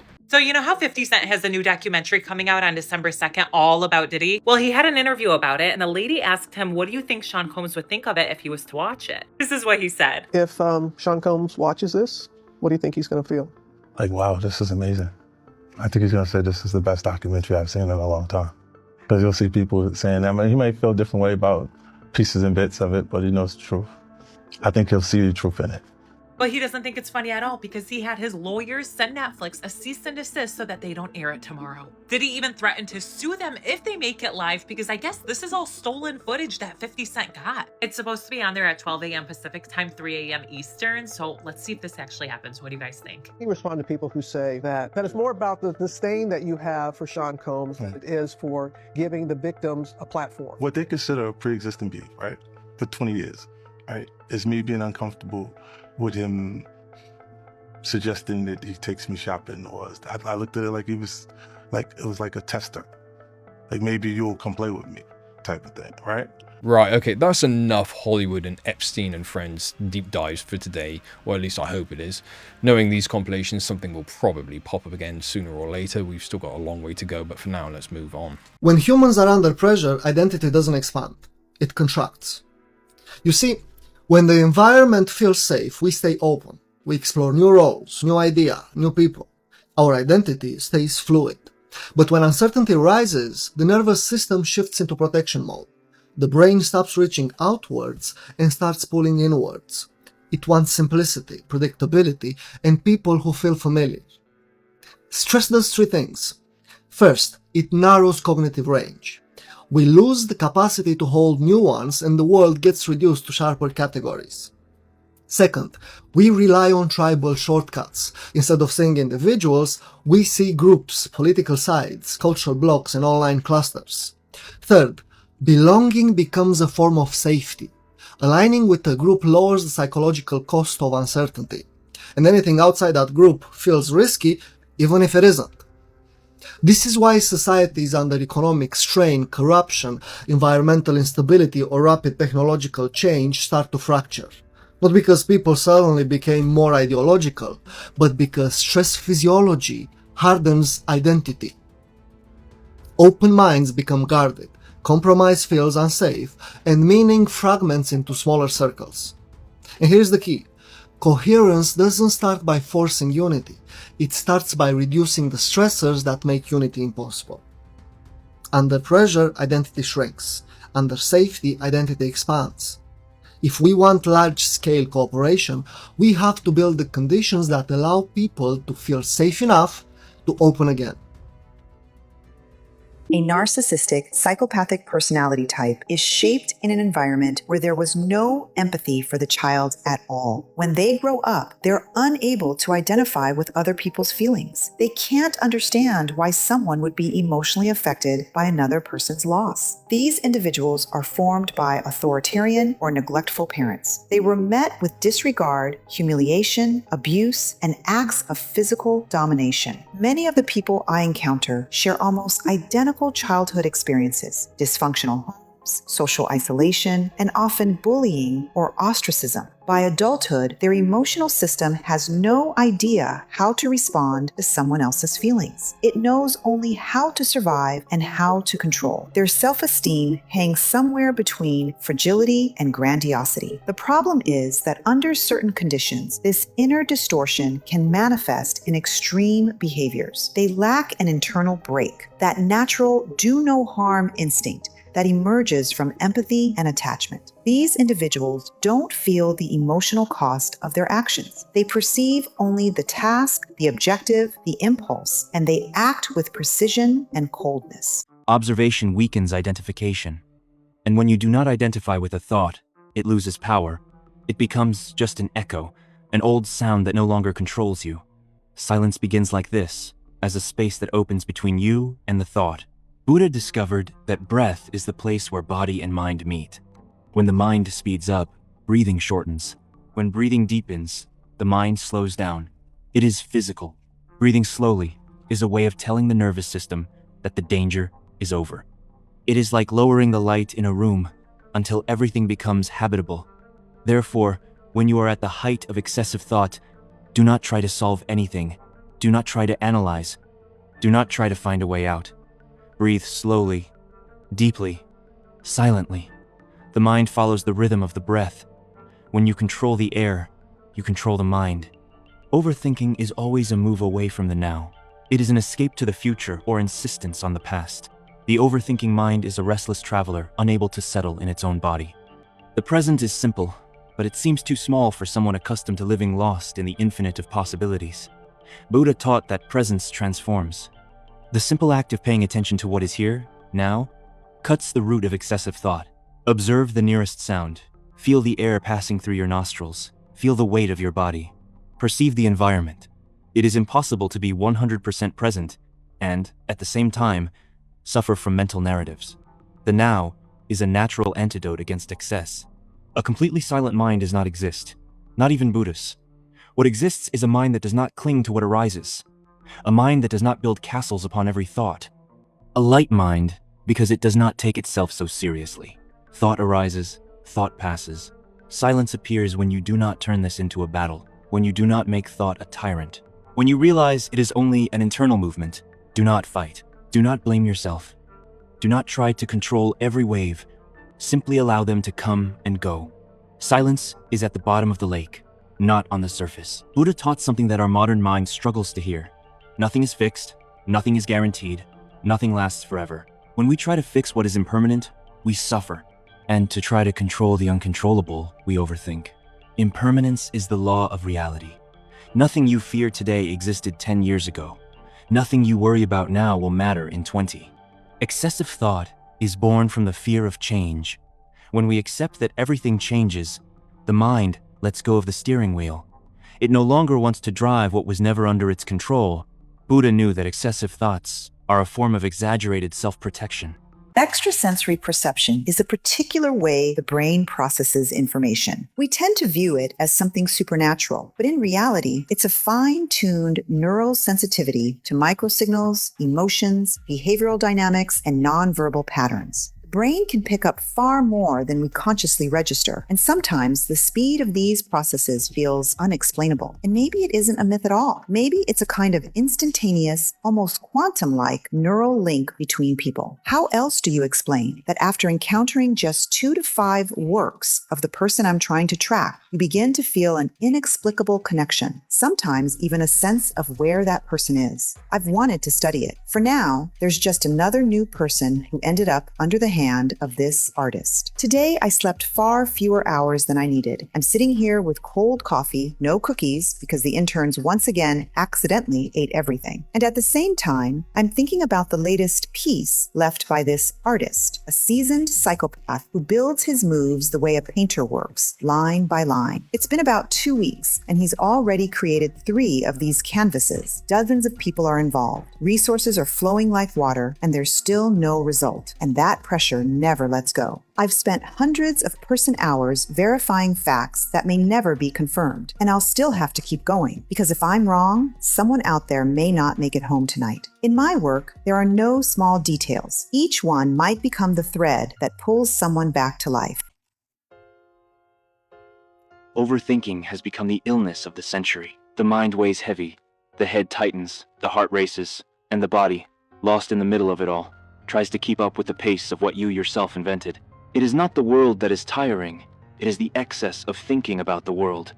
It is like carrying a backpack full of stones that no one but you has put inside. Buddha realized this long before the internet, bills, social media, or ceaselessly blinking notifications existed. Yet, when he looked inward, he found the same chaos you feel today. The same noise, the same doubts, the same restlessness that makes the mind seem like a machine without an off button. Only he did something that almost no one does. He did not run away from his own mind. He did not try to hide it. He did not fight it. He sat in front of it like someone sitting before a turbulent river and said, "I want to see what you do. I want to understand your movement." And the path of silence began there. Buddha's silence is not emptiness. It is presence. It is lucidity. It is resting consciousness. It is life without excess. Thought is not the enemy. The excess is. To understand how to stop overthinking, we need to walk with him step by step, like disciples sitting around the fire. While the words are cleaning the air and the mind begins to adjust, prepare yourself. What comes next is not just explanation, it is transformation. Overthinking is the result of 2 major currents, attachment and aversion. Attachment is wanting to hold on to something that life does not guarantee. Aversion is rejecting something that life has already placed on your path. When you attach, you overthink. When you reject, you overthink. The mind becomes enslaved by future scenarios, imaginary dialogues, repeated fears, infinite possibilities that never materialize. Buddha realized this and said something that few truly understand. The mind is a tool. It is not who you are. It is a part of you that speaks too loudly when the rest of you is weak. Your thoughts are like clouds, but you are not the heavy sky. You are the space behind the clouds. A space that remains untouched even when the storm is at its peak. When you understand that thought is not the absolute truth, but only a visitor, you start to breathe better. The mind thinks to survive. It is not evil, it is anxious. It always wants to predict. It wants to protect you. The problem is that it sees danger even in the shadows. When you try to fight your thoughts, you feed them. When you try to expel them, they grow. When you ignore them, they shout. Buddha taught the simplest and most powerful way. Observe. Just observe. Close your eyes for an instant and realize there is a thought in there. Maybe it says you can't. Maybe it says everything will go wrong. Maybe it says life is strange. Just observe. Do not argue. Do not agree. Do not reject. So, want to get a little weird? I got a pretty wild subject, but this is one of those I'm going to have to start out with. This is for entertainment value only. Matter of fact, this is nothing more than a sci-fi movie script. Alright, check this out. So we've all seen that people have just been acting crazy lately. With all the violence, the way they treat each other, the whole NPC vibe where people just seem to check out. Well, I got this theory, and it starts with our brains. We all know there's two sides to our brain, right? The left hemisphere and the right hemisphere. And there's been a debate going on for a long time whether a person can be left brain, which is more logical, or right brain, which is more creative. Which science says is a myth. No matter what you're like as a person, it doesn't determine if you're dominant on the left or the right side of your brain. And that's mainly due to an experiment that was done back in the 60s called the split brain experiments. And in these experiments, they would cut the connecting part of the two hemispheres of the brain called the corpus callosum. And what the results of these experiments showed is that the left and the right hemisphere of your brain can act independently, and there was no difference if they were severed from each other. Which brings you back to the left brain or right brain person. It wouldn't make a difference because even if half of your brain wasn't working, you would still remain the same person. Now here's where your critical thinking skills kick in. Oh wait, before that, I just want to point out that the corpus callosum, the middle part, is also connected to the pineal gland. Keep that in mind. Now think of the past 4 or 5 years, 10 even. Now the surgery where they cut the center part is done to help reduce seizures. Now what if in doing so they found out this wasn't true at all? The two hemispheres can't act independently. I mean, maybe with your motor skills and the way you move around. Realistically, you wouldn't even know that this happened to you. But tell me this doesn't pretty much cover the majority of the population. You either think with imagination, holistic thinking, arts, visualization, daydreaming, stuff like that, or logic, linear thinking, mathematics, facts. It's one or the other. Or, you're just completely checked out altogether. And remember, it's connected to the pineal gland, so cutting that, does it stop the functions of your eye up top? And I know what you're thinking. How would this happen to people if they didn't volunteer for it? Well, remember, not too long ago, a lot of people drank a Kool-Aid, some more than others. Well, what if there was an extra additive in that Kool-Aid? With the technology we have today, you have to at least consider it a possibility. Chinese scientists have successfully created microbots that can penetrate the blood-brain barrier to take residence inside the brain with the mission of curing brain diseases such as cancer. So, what's the point of the whole thing? Well, when the whole point of the movie is to divide and get a whole bunch of people not to like each other? What better way to do it than without them even knowing, or volunteering even? It would be that simple. But that'd make a pretty crazy movie, wouldn't it? Y'all stay safe. Right, so with that last one, you really have to read between the lines. I think this is one that might fly over a few people's heads, but let me try to clear it up as much as I can without setting off any alarm bells. Think about the years 2021 through basically to today. Not in a medical sense, not making any claims here, but just think about what people were going through, what people were being told, and how much outside pressure and influence there was during that entire period. Now, take that climate, take that level of stress, fear, compliance, division, all of it, and apply it to the context of that last clip. Sometimes it's not about something in the body, sometimes it's about something in the mind, the environment, the messaging, the pressure, the non-stop push from every direction. All of that can absolutely change the way someone behaves. I think that's vague enough to keep things safe, but clear enough so the people who understand will understand. So I just seen a video that said McDonald's sells 6.5 million hamburgers a day. And I don't know if y'all know, but 6.5 million hamburgers a day is a lot of hamburgers to be selling. And I know a lot of y'all gonna look at this video and be like, nah, that's a lie. Well, look at this. This is why Google is your best friend. Look at that. Roughly 6.5 million burgers each day. Every day. Now, if you do the math on that, that's about 195 million burgers. A lot of burgers. Per month that they sell. Give or take. Now, my question to you is, where are all these cows coming? Handsome guy, we got some new numbers up. Give me a second. So they're saying one cow can make approximately about 2,000 hamburgers. Follow me. So if you put those numbers with the other numbers, that would mean that they use approximately around 4,000 cows a day. And if you want to do a little more math, that would mean like maybe about 100,000, maybe 90-something thousand cows a month to make 6.5 million hamburgers a day. That's simple math.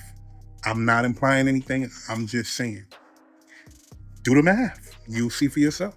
Now, if you go back to that video I had in the beginning, I did that video around March 1st, something like that. Just got some new numbers. I just wanted to lay the new numbers on you. You tell me what you think. I'm out. If you want to earn more of this, you've got to change what's going on in your subconscious mind. You see, a lot of people believe that you got to be really smart to earn a lot of money. You don't have to be really smart to earn a lot of money at all. People think you earn money going to work. That's absurd. You can imagine your life in a certain way, and if you get emotionally involved and stay feeding that idea, it has to happen as sure as it's dark out tonight. This is not money. This represents money. This is an instrument that represents money. Money is an idea. Most people are letting what they have now control how they see themselves. They let their bank account control them. They let the friends they have control them. By continually seeing yourself with it, the way to get it will start to come to your mind. You will attract whatever you need because you're getting on an abundant frequency, and it'll all start coming into your life. As you move towards it, it'll come towards you. No, because maybe Mr. Beast low-key is the Antichrist, dog. Did y'all see that he just partnered with the Rockefellers? Yeah, like J.D. Rockefeller, like one of the most powerful families in history in the world who run the world. He just partnered with them, Mr. Beast. And there's already a lot of speculation around Mr. Beast being the Antichrist because in a lot of ways he kind of fits the bill. And then you go and you partner with the Rockefellers. That's weird. I'm gonna be honest, that's weird because he's just an influencer, right? Or he's a philanthropist now, I guess. No other influencer has ever had any dealings with none of these powerful families. Mind you, the Rothschilds, the Rockefellers, JP Morgan, Carnegie, they're all from the same family, basically. They're all in cahoots. They all work together. They all control the oil and the gas and the whole entire world. If this is not low-key kind of scary to y'all, then y'all need to do some research on the Rockefellers, dude. You also need to look deeper into Mr. Beast because there's something about him we don't know about. And honestly, if he's really not the Antichrist, which I don't think he is, he does make a great case, right? But this dude is making some weird plays, and he has been making some weird plays. He also just doesn't seem real. Like his face seems very AI, robotic, no emotion, you know what I'm saying? Nothing past the eyes. So this does not surprise me one bit. So let me be very clear before anyone runs with this. I'm not supporting the idea that Mr. Beast teaming up with the Rockefellers equals anything biblical or antichrist. That's not my belief system. That's not how my mind works. And that's not what I'm talking about here. What I am looking at is the visual in that clip, specifically the string of numbers behind Mr. Beast. If you pause it, you can see 451824605. Now, anyone who plays around with numerology, even casually, will clock this immediately. 451 makes 1, 825 makes 6, 605 makes 2. Those break down into 1, new beginnings and leadership, 6, responsibility, helping others and care, and 2, balance, partnership and cooperation. And honestly, taken literally, that lines up weirdly well with what we're watching unfold. A new partnership, a reshaping of a brand, and this big global push for global cooperation and philanthropy. Fine, makes sense. But, and this is where it gets maybe more interesting if you weren't interested before, if you add those final numbers, all of them together, you get 1 + 6 + 2. And that makes 9. Now, if you're familiar with the more esoteric side of numerology, you know that certain groups or circles like to invert meanings. They flip the symbolism. So instead of new beginnings, harmony and collaboration, the inverted meaning becomes, well, significantly darker in tone. Again, I'm not saying that's what's happening. I'm not claiming anything definitively. I'm just saying, I love numerology. It's very interesting. Numbers tend to reveal patterns people overlook. And when you apply that framework here, well, the symbolism takes on a very different tone. Allegedly. But anyway. I come bearing bizarre science news for you today. Today we're going to talk about a Spider-Man web-slinging glove that was invented for wound care, which I realize sounds like a fever dream. Now, there are plenty of circumstances in which you might need rapid wound dressing, from battlefields to sports arenas to wilderness or expedition triage. The most important factors are to stop the bleeding and to protect the damaged tissue, but depending upon the wound, traditional bandaging may not be a good option. Enter Spidey Glove. A group of researchers at Florida International University designed an ultra-low-powered wireless glove that uses a mechanical spinneret to blast wounds with a microfiber. The polyvinyl pyrrolidone polymer, I dare you to say that 5 times fast. The polyvinyl pyrrolidone polymer fibers actually spin out of this glove at about 92 meters per second. And in their particular study, they also doped the polymer with cannabidiol or CBD to prove that these fibers could also act as a drug delivery system. And I don't have a dad joke to end this video today. I just really want to use the Spider-Man wound glove. This honey is radioactive, and I want you to try some. At exactly 5:29 a.m. on July 16, 1945, the United States exploded the Trinity device, releasing the power of the atom and forever splitting history in two, the time before nuclear weapons and the time after. In 1963, atmospheric nuclear testing was stopped by international treaty, but not before the United States exploded some 215 nuclear in the atmosphere. These left their mark in the form of fission products like cesium-137 that were carried by the wind and rain to fall out all over the world. This is the very same isotope inside this bottle. I present to you Kyle Hill's nuclear honey. It's collected from the east coast of the United States, where studies have found plants bioaccumulating decades-old nuclear contamination which bees turn into honey. But don't worry, it's entirely safe to eat. The maximum amount of cesium-137 we found in it was just 19 becquerels per kilogram, which isn't even detectable on a fancy radiocode Geiger counter, and each bottle contains less total radioactivity than the natural, unstable potassium in your own body. I want you to have, and yes, eat this honey because it's harmless radiation in the real world. It's a conversation starter in the kitchen. It's history. Scientists in Japan have discovered that turning fat cells into bone heals fractures and reverses frailty. The sentence is a little bit funny, but what they're using is adipose-derived fat stem cells and forcing them to differentiate into osteoclasts and bone cells. And in the process of doing so, it actually heals fractures and can reverse osteoporosis. This comes from the Osaka Metropolitan University in Japan, and they were studying this technology in order to help their ever-aging population. They used stem cells taken from fat tissue known as adipose-derived stem cells and partially developed them into mature bone cells. And these pre-differentiated cells were assembled into spherical clusters known as spheroids, which scientists have found helps aid in tissue repair and regeneration. So these stem cells were then combined with beta-tricalcium phosphate, which is a biocompatible compound used in bone grafts and dental implants, and it was recently used to replace a steel plate in somebody's head, thus revolutionizing that kind of surgery. And between this chemical and the spheroid stem cells, they delivered them to an internal target in mice, which is important, the L4 and L5 vertebrae which were broken, and then after treatment they did a follow-up study and discovered that the group that received treatment showed significantly higher bone mass, fusion score, and mechanical strength than the control group that did not receive treatment, and histological analysis revealed enhanced new bone formation and beta-tricalcium phosphate integration. So basically all the stem cells lived, they turned into bone, and they helped heal and repair bone better than control and seemingly better than any other treatment that we have on the market. And it's not a superficial fix. Rather, doing this actually turned on the genes that drive bone formation and regeneration. So this has a ton of promise. It's very important to note that this was done on mice, and mice spines are smaller and a little different, and they bear weight differently than humans. So it's not a one-to-one human study, but it does show a tremendous amount of promise for both treating fractures and osteoporosis.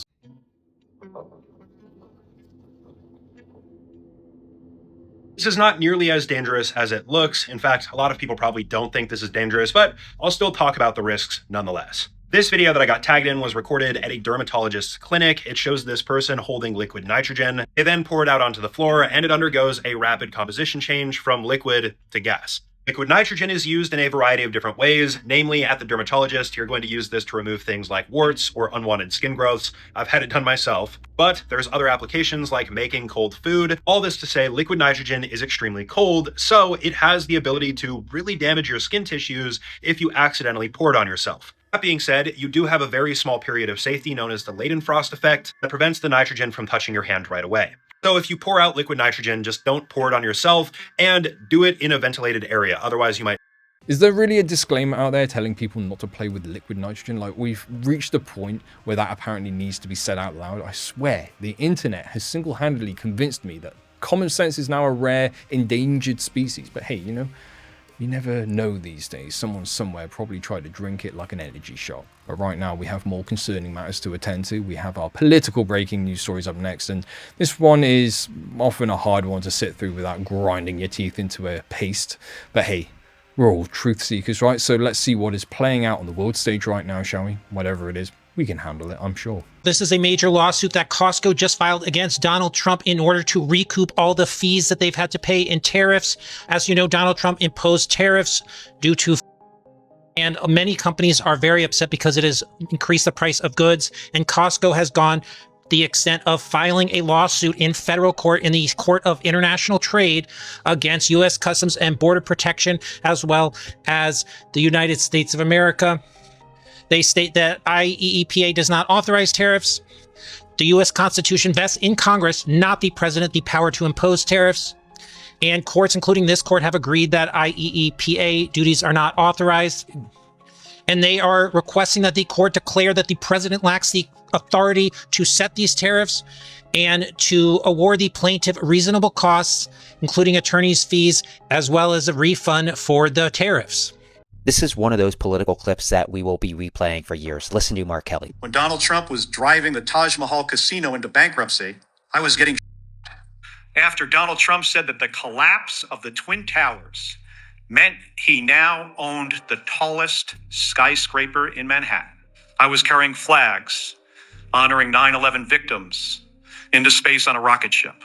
When Donald Trump was writing birthday greetings to the monster Jeffrey Epstein, I was the first on the scene to recover the bodies of my fellow astronauts who died when Space Shuttle Columbia exploded during re-entry. My point is this. I've been through a lot worse in service to my country.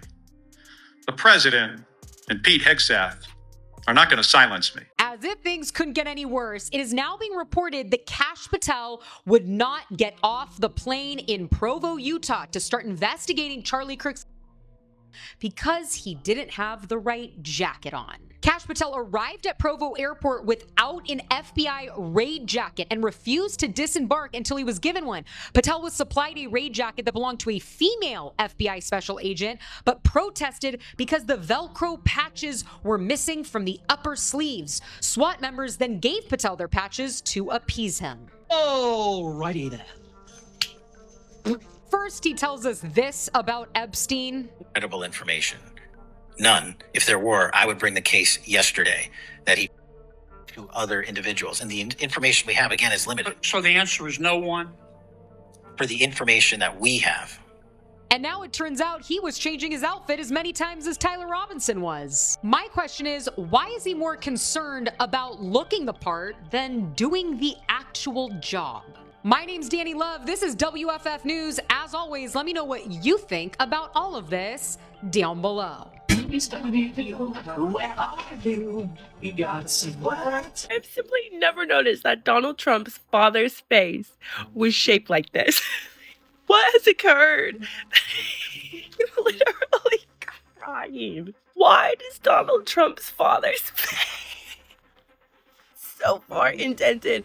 And this is a man who marched with a Triple K brigade. This is a man who believed he was genetically superior. What is this? I was like, no, this has to be photoshopped. Like, this is not a real life photo. Why does he have the structure of an evil hag? Like an actual Disney evil wretched wench. Like, why is his face built like that? I've never seen. I kidding. I'm sorry. Why did he look like that? How is this real? This is not Photoshop. This is a real photo. I'm literally not editing these. Did anyone else know that his dad, looked like this? What? See, that wasn't so bad, was it? Short and sweet, exactly how our politics should be. It shouldn't take up space in your life or live rent-free in your head. At the end of the day, that's your energy, and that's all these things, if you want to call them something, that's what they're after, okay? So guard it and protect it. And with that being said, let's just move on, shall we, from everything we just saw. Sandra, bonita. Sandra. Really, guys, there is no need to be this dramatic. It's actually kind of laughable. This is an extremely viral TikTok video that I got tagged in, and it really doesn't make a lot of sense to me because all it shows is a zoo animal in transport. And from the hands grabbing onto this crossbar section, we can clearly tell that this animal inside of the cage is more than likely an ape.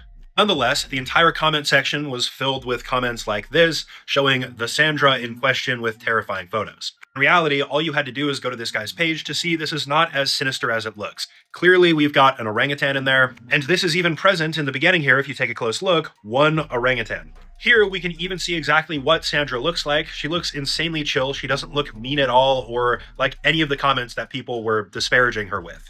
Gotta understand, guys, these enclosures and cages are usually not going to look very pleasant. Gotta love the standard internet overreaction to make a mountain out of a molehill. Sometimes you just have to take a step back and appreciate that the internet is a crazy place. As much as it is a very dark place, it can be equally entertaining in the right situation. Case in point, that clip right there.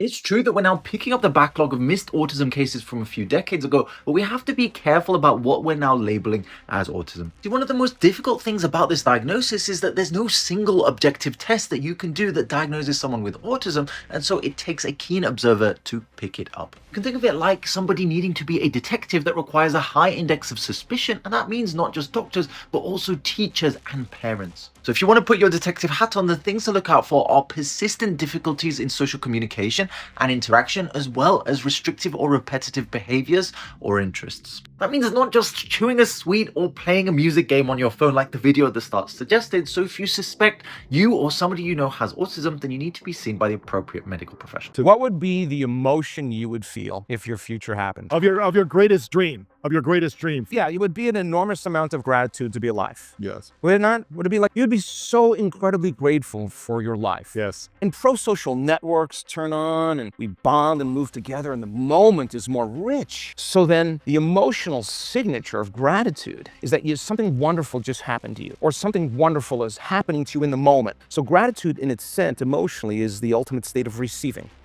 Gratitude.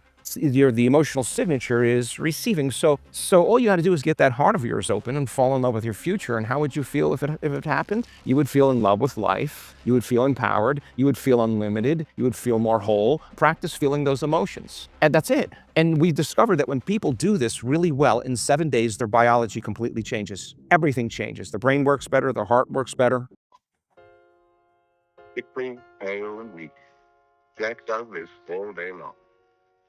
He is quite undemanding. You can see his improvement. The improvement began as soon as he was able to form a relationship with his therapist. In a world that now prioritizes profits over parenting, it might be helpful to look back and see what happens when the bond between child and mother is broken. What you see here is also footage from around 1965 where Emmanuel, who was raised by his family, actively seeks and explores how to play with the blocks when they're placed in front of him. Now look at how Jean reacts to a similar task. She was removed from her home at a young age and after several failed foster placements was institutionalized. Now she has no curiosity, is looking around to the adults in the room and is worried about just going ahead and playing. These are signs of an insecure attachment style which can develop when a child feels their needs are rejected or inconsistently met. But how are parents supposed to make sure that doesn't happen if their role as a parent is undervalued by society? I've watched a few of these old school documentaries, you know, the ones from the 60s and 70s about child development, particularly the nature versus nurture experiments. Some of them are brutally unethical, unnecessary even, to be honest, while others are genuinely insightful. It's always been something that interests me. Now, that said, I've made it clear before that I don't plan to have children in this life. It's not because I don't want them. I absolutely would love to have children, but it's just not, well, the world in which I personally would want to bring another human life. A lot of you have challenged me on that, and that is completely fine, but nothing changes my perspective. I value children as much as I value any human being. I respect everyone who chooses to bring a child into the world and do their best for them. But for me, I don't know, it's society and the system that are the problem, not the children, not the parents, and that's why I personally would never take on that responsibility. If you're seeing this before December 4th, save this. December 4th is the cold supermoon, the brightest full moon of the winter and the last full moon of the year. This moon is called the cold moon because it rises when the world goes still. And when the world goes still, your subconscious gets louder. The cold supermoon is a spotlight on everything you've been carrying. Old emotions you never dealt with, stories you outgrew, versions of yourself you don't want to bring into the new year.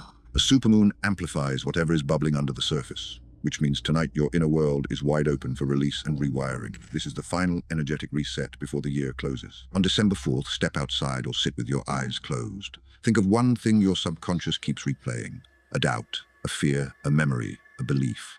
Then quietly whisper to yourself, "Thank you for what you taught me, but you don't belong in my future." When you honor it and acknowledge what it taught you, you erase the pattern that keeps it repeating. Comment moon if you want a tool to help your subconscious release what this cold supermoon is trying to take from you. So here's Michael Jackson's album cover, and you can see he's showing you some occult symbolism of the black and white checkerboard floor. And here are some more. Cardi B, you have Rick Ross, Lil Wayne, 2 Chainz, with the 2 pillars and the checkerboard floor, which is also a Freemasonic symbol of the entrance of the Temple of Solomon. And again, the Temple of Solomon is yourself, and when you walk into the 2 pillars, it's symbolic for walking into your own mind and entering the mystery schools and learning about the functions of consciousness. Here you see 6ix9ine with the checkerboard pavement. The checkerboard pavement just simply represents base consciousness, hence why it's on the floor, only aware of the 5 senses, and their mind is stuck in many different personalities and illusions and duality thinking.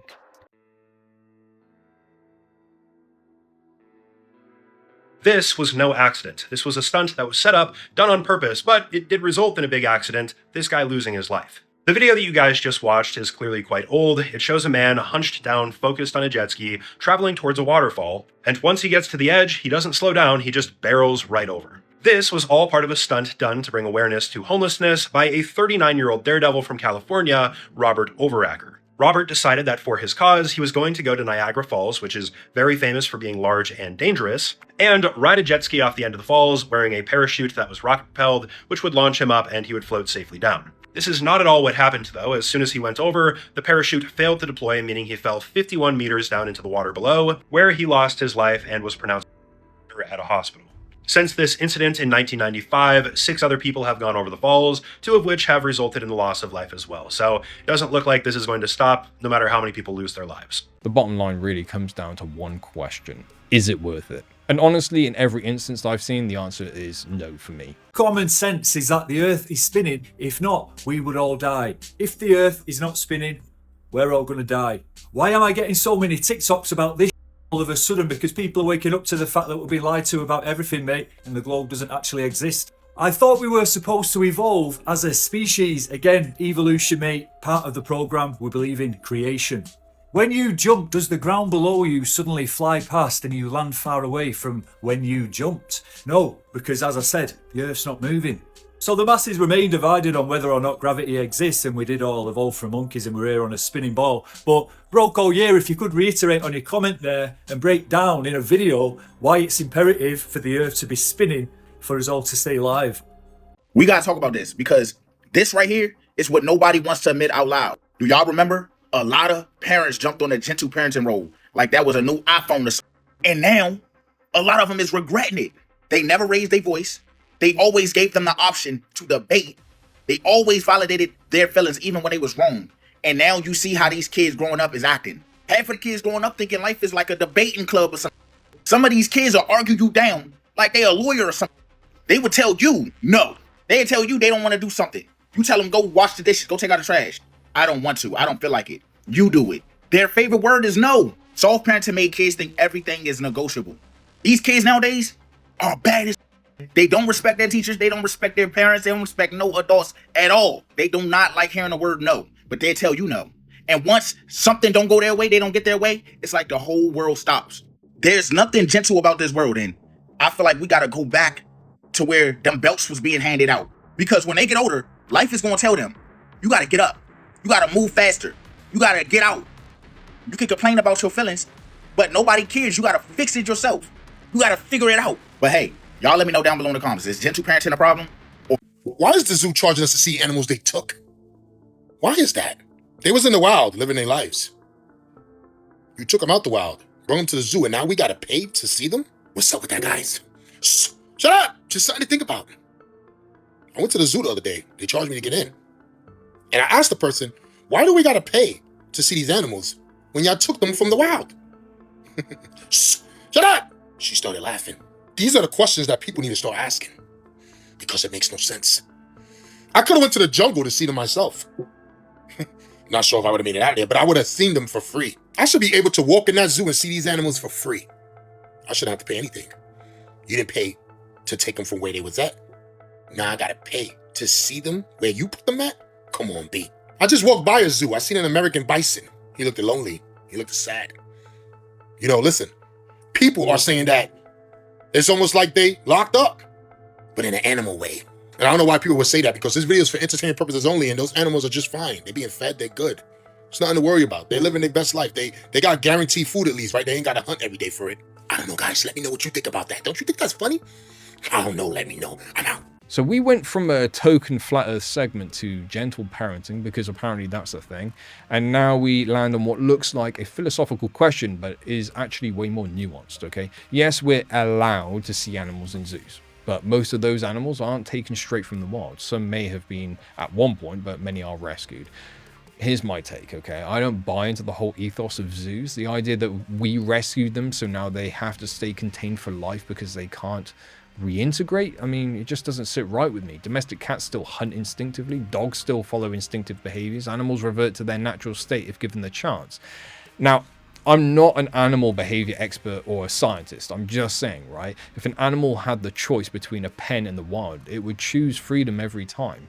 Why else do we keep dogs on leads, birds in cages, and so many other animals contained? Just think about it. What if I told you that MH370 didn't crash at all, but was stolen? The story begins in March 2014. A Boeing 777 leaves Kuala Lumpur for Beijing, and then, without warning, its radar blinks out in a single heartbeat. No distress call, no debris field. The black box never recovered, and the passengers' phones kept ringing in the dark for hours. Families mourned a tragedy, but take a closer look. You start to find that things that don't line up, because erasing a plane like that doesn't happen with a crash, but with cloaking tech. Well, you see, amongst the passengers were 20 engineers, elite minds behind technologies such as radar, invisibility, electronic jamming, and disappearance on command. And could it be a coincidence that just 4 days after these men vanished, a $1 billion patent they co-owned was suddenly approved? With the inventors, shares reverted to the company, belonging to a Jacob Rothschild. Coincidence or cover-up? Because the radar trail the public was shown, it was incomplete. The real trajectory didn't curve south into the ocean. It hooked sharply toward Diego Garcia, a U.S. military base, so classified, you're not even supposed to know where it is. And the proof they scrubbed from the internet? A pitch-black photo, allegedly sent from an IBM executive on board. It's hidden metadata pointing directly to Diego Garcia. I know it sounds crazy, but I'll be posting all my research and evidence in our members community for you to decide for yourself. But maybe the question we should be asking is it possible that MH370 wasn't lost, but stolen? Swallowed whole by the machinery of power for financial gain? And if they can erase a 777, imagine what else they can make vanish. So, if you lose your cool, you lose control. You have to be mindful of that. In any conversation, not just an interrogation room, if you allow that person to pull you off your game, you start to play their game, you don't come across as a person that's got a lot of integrity. I was overseeing an internal affairs interview, and I was going to go in and talk to this person at the end. I was thinking about doing a polygraph with them, but before that was going to happen, the case agent, the person who had the investigation, was talking to the subject. And they were talking about, it was a road rage incident where this agent had been accused of road rage and pulling his gun out on a civilian. And I'm listening to this in an interview room, right? In terms of like a two-way mirror. The subject is very aggressive. He's very angry. He's like, I don't know why you don't believe me with this. I keep telling you these things and you keep asking me the same questions. I think this is a bunch of BS. The investigator comes back and he's just like, because I think you're a liar and you're not telling me the truth in terms of what it is, and you're causing us to be in this room a lot longer, and this is a problem. So now they're both yelling at each other, like yelling at each other. And it was one of these things where I'm watching this unfold. It wasn't the subject's job to maintain his composure, it was the investigators. Because his goal is not to belittle this other agent. His goal was to find out, did this or did this not happen? And he lost sight of that. And he came out of the room to me and he's like, what do you think? And I'm like, well, I'm not gonna polygraph him. I mean, this guy's so emotional right now, like that's not gonna happen.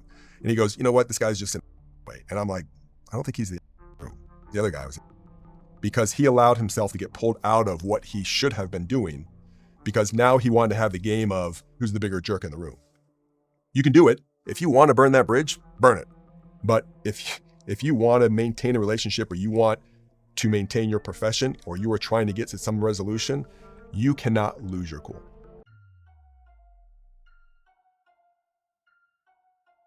This was no accident. This was a stunt that was set up, done on purpose, but it did result in a big accident, this guy losing his life. The video that you guys just watched is clearly quite old. It shows a man hunched down, focused on a jet ski, traveling towards a waterfall, and once he gets to the edge, he doesn't slow down, he just barrels right over. This was all part of a stunt done to bring awareness to homelessness by a 39-year-old daredevil from California, Robert Overacker. Robert decided that for his cause, he was going to go to Niagara Falls, which is very famous for being large and dangerous, and ride a jet ski off the end of the falls wearing a parachute that was rocket-propelled, which would launch him up and he would float safely down. This is not at all what happened, though. As soon as he went over, the parachute failed to deploy, meaning he fell 51 meters down into the water below, where he lost his life and was pronounced at a hospital. I'm gonna let you in on one of the corporate world's biggest secrets. Right now, companies are using your personal data like your location, your browsing history, your device type to decide what price to show you. That means you could be paying more than your friends or neighbors for the same flights, hotel rooms, even groceries. So I'm here to expose surveillance pricing, how it works, who profits, and who's trying to put a stop to it.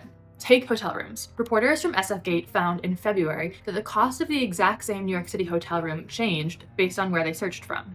Using a Bay Area IP address, the price was hundreds of dollars higher than if the search had come from Phoenix or Kansas City.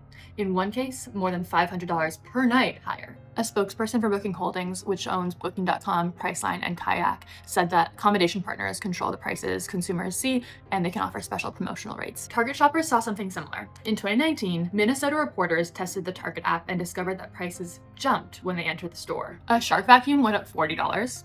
A car seat went up $72, and a Dyson vacuum went up $148 just for being in the building. Target said the app showed in-store pricing when a shopper was in the store and online pricing when a customer was on the go. Target did say it would price match lower Target prices, but who has the time to investigate that for every purchase? This has actually been going on for a while. A 2012 Wall Street Journal investigation found that on Orbitz, Mac users were more likely to be shown pricier hotels than PC users. At the time, Orbitz executives confirmed that they were experimenting with showing different hotels to Mac users than PC users, but they denied that they were showing the same room to different users at different prices. Across all these examples, companies are using your personal data to guess how much you'll pay using sweeping generalizations. Bay Area must have a bigger budget. On a Mac, probably willing to spend more. Already inside a Target store, you're ready to buy whatever's in front of you. And they can get even more invasive. Former FTC Chair Lena Khan warned that airlines could raise ticket prices if they detect that you need to travel for a funeral, say by tracking that you've read an obituary online or searched for funeral homes. Even personalized discounts can be unfair. Imagine a company offering discounts on air purifiers to everyone except for people living in wildfire zones, where they need them the most. Same effect, vulnerable people paying more. Here's the good news. Legislators are starting to notice. In California, Colorado, Georgia, and Illinois, legislators introduced bills that would tackle surveillance pricing. But corporations aren't going down without a fight. They've hired lobbyists to weaken some of these bills. A California bill that would have banned surveillance pricing was just dramatically scaled back after lobbyists wrote op-eds and told legislators that the bill would ban loyalty and rewards programs. That's just not true. Drop a comment below if you've experienced surveillance pricing. The more stories we have of consumers paying more because of where you live, what device you're using, or what a company thinks you can pay, the better chance we have at overcoming corporate roadblocks and putting a stop to this. How is it possible for an Amtrak train filled with 253 passengers to just vanish? So get this shit. Allegedly, an Amtrak train leaves St. Louis going to Chicago and his shit winds up missing. Oh, you don't believe me, right? Look at this shit. Listen to what this man say. We gotta know if we're gonna make it or when we're gonna make it. So know when you get on. These are your choice. You hear that shit? The train that left from here at 8 o'clock this morning. Train that left St. Louis at 8 a.m. Listen. Make it to Chicago, they said. That's a little, and they don't even know. Like, they lost communication with the train. That's some scary. That man basically said, you guys can enter this train if you want to. It's not on us. Whatever is going on with these trains don't got with us. Y'all can get on this train if you want. But we're not saying that you're going to get to your destination safe. But basically, a train with 253 people was missing. They lost it. No communication, no nothing. Mind you, they're saying that that train could have quote-unquote derailed and they didn't even know. Here it is. The train left St. Louis on its way to Chicago, and they have no contact with anybody. Nobody at all that was on that train. That shit don't sound right. As soon as I hear more about this shit, I'm going to let you know what happened. I'm out. Well, that's definitely a bit of an exaggerated story. A quick Google search shows that the Amtrak train near Chicago wasn't disappearing with 253 passengers. It was simply disabled. All 253 passengers were eventually bused to their destination. So really, this isn't a conspiracy, just a major inconvenience for the people on board. Rare images that will make you say, damn, that's crazy. The inside of the mouth of a penguin is probably not what you expect. Bathroom sign peak design. The only known meteorite victim. Ann Hodges was hit by a meteorite in her Alabama home in 1954. This surreal frozen formation looks almost otherworldly. Brooks Range, northern Alaska. A 3D model of a horse's mouth. Look at the size of those gums. Gunung Padang in Indonesia, one of the world's oldest pyramid hidden beneath the earth. Drawings of the moon in November 30th, 1609 by Galileo Galilei. Forgotten rails vanishing into the South Dakota prairie, abandoned in 1980 after 130 years of use. Amazing Monte Carlo Oceanographic Museum, Monaco. Bird's eye view above Skogafoss waterfalls, Iceland. Man standing on a stone elephant at the Ming Imperial Tombs, China, 1910. Disseminated cutaneous blastomycosis is a fungal infection leading to skin lesions such as these. On the highest mountaintops, you will find signs of the many resets of this realm.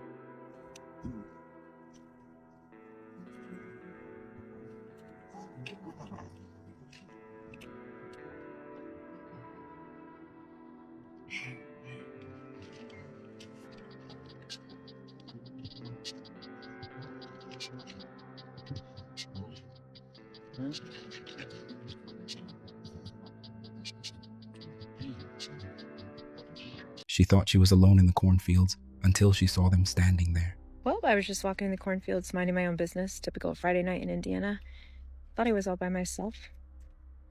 But apparently, I was not. I'm talking quietly because I'm a little frightened. This is happening. I'm gonna get closer. They're not even acknowledging my presence. I don't really have any. It was just a normal Friday night walk, the kind she'd done 1,000 times when she noticed figures standing between the rows of corn, not talking, not moving, just standing. At first she thought they were farmers or neighbors, but as she got closer, she realized none of them reacted to her. No head turn, no glance, not even a flicker of acknowledgement. They stood in a perfect line, facing the same direction, like they were waiting for something. I kind of wanted to do something fun tonight because it is a Friday, so I'm just gonna see what's going on.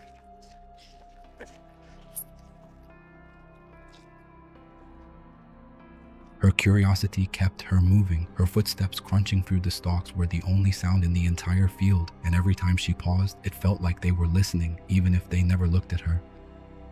Pretty night. Well, I guess I'm just gonna hang out here for a little bit with my new friends, and yeah.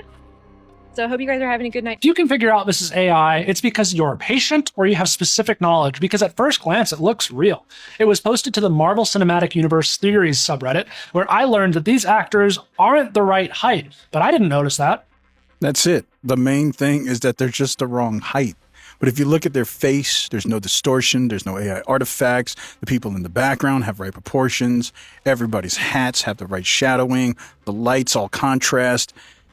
There's nothing here. unless you get down to the things that you know. As a production person, I notice different things. This camera is supposed to be an Arri Alexa LF, but it's definitely not. That tripod head is fake. That tilt function wouldn't work. The rosette arm mounts are mangled. This lens attachment isn't anything. And the viewfinder image makes it look like they are right in front of the green screen when they're clearly not. This truss is mangled. The clamps for the lights aren't right. The lighting and green screen setup is very weird and overdone, and everyone on set like this, with actors in plain clothes, is unusual. But if you were a brick worker, maybe you would notice how bizarre this building is, or the bricks. Something feels off to me, and it's not even my domain.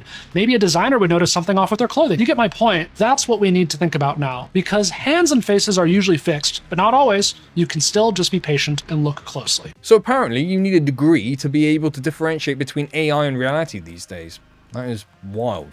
Absolutely wild. This is the most insane Stranger Things theory, but it could genuinely be true. In basic terms, the theory is that Vecna created Will and Will created Vecna. Will's powers, we know, is basically him tapping into the hive mind. Obviously everything connected to Dimension X and the hive mind, which Will and Henry are both connected to. Now, there's a lot of talk that time travel is going to be a big part in part 2 of season 5. A lot of mentions, a lot of diagrams, but here's where it gets real. First of all, we know how Henry got powers, which was as a young boy going into these caves, being transported to Dimension X, which then led him to the Mind Flayer and changed his blood, and that's how he got his powers. But what if Will accidentally tapped Henry into the hive mind? This is where the crossover comes, because what we saw at the ending of part 1 was very similar to old Bran Stark here. And they actually almost have similar powers, where he can tap into the animals, see through the eyes of them, like Will see through the eyes of the Demogorgon. Not to mention the crossover as well with the Night King and Vecna, with them literally both rising their hands and bringing the to life as well. Although this would be a very interesting choice considering the outrage, how this ended. Now, obviously, Holly and Max are trapped inside Vecna's memories, but Will can also tap into that essentially because, you know, he's involved with the hive mind and can see Vecna's memories. But what if there's a way that they can actually change things that happened by being inside these memories? As I say, we're fairly confident there's going to be something to do with time travel coming in Volume 2. So what if Will goes into Henry's memories to try and help find Max and Holly, but stumbles across the moment Henry entered the cave for the first time and can actually interfere with the memory? Will's just got his powers, doesn't know what he's doing, so can actually interfere with this memory. Henry can't see anything, he just sees the particles from the Mind Flayer, which would make sense. And Will there essentially infects the particles and creates that evil in Henry in that moment, and Will did it. And that's exactly the reason why he's so scared of these caves, because he has no idea what happened to him. He didn't see anybody. It would make sense and be a literal Hodor moment, Hold the Door from Game of Thrones, where Bran basically created Hodor and it was like a whole time travel thing. But also this links in why is Henry aka Vecna so obsessed with Will? Maybe it's similar to Hodor. He always hears hold the door, hold the door, hold the door, which is why he's called Hodor. Maybe Henry always heard something like Will, knowing that that name was important to him, not knowing why, but he's trying to find out. A hold the door kind of ending could be kind of cool and makes sense, but let me know your thoughts. There's a lot more to it. Here's one more level, just so you know it's there. We're not going to work with it yet, but just so you know that these are part of your anatomy. These are called axiotonal lines. This is on page, what page? 87. This is your axiotonal line system. What we're doing is building up through the grids, all right? The transduction sequence, where each one of these is part of the level of energy transmutation that takes place to get it from being pure consciousness up into a manifest hologram. Tomorrow, if I survive this night doing the graph that I know I have to do, it's going to show you where each of the levels fit together. So we already have a basic idea of where they fit together, but this is going to show you in a very clear to remember visual way where the pieces fit together. But these are called axiom lines. Now, axiatonal lines are the ones that are running through our body. Axi-B-tonal lines are the corresponding ones running through our antiparticle doubles body. And we circulate energy between their body and our body. They actually circulate between the axiom lines. So we have axiatonal lines over here, and they have axi-B-tonal lines over there in the parallel universe. When we work with axiatonal lines, there are various different things we do with them. Right now, this isn't, the diagram I'm thinking isn't here in this particular book because it was part of the Templar, the Templar teachings for the planetary grid work, because it got into some of the confrontational history that had to do with the real crucifixion of Christ. The real crucifixion of Christ has to do with blockages. The crown of thorns, which are blockages that cover all the way across here, all the way around the head. They block about 2/3 of the energy out of those axiotonals.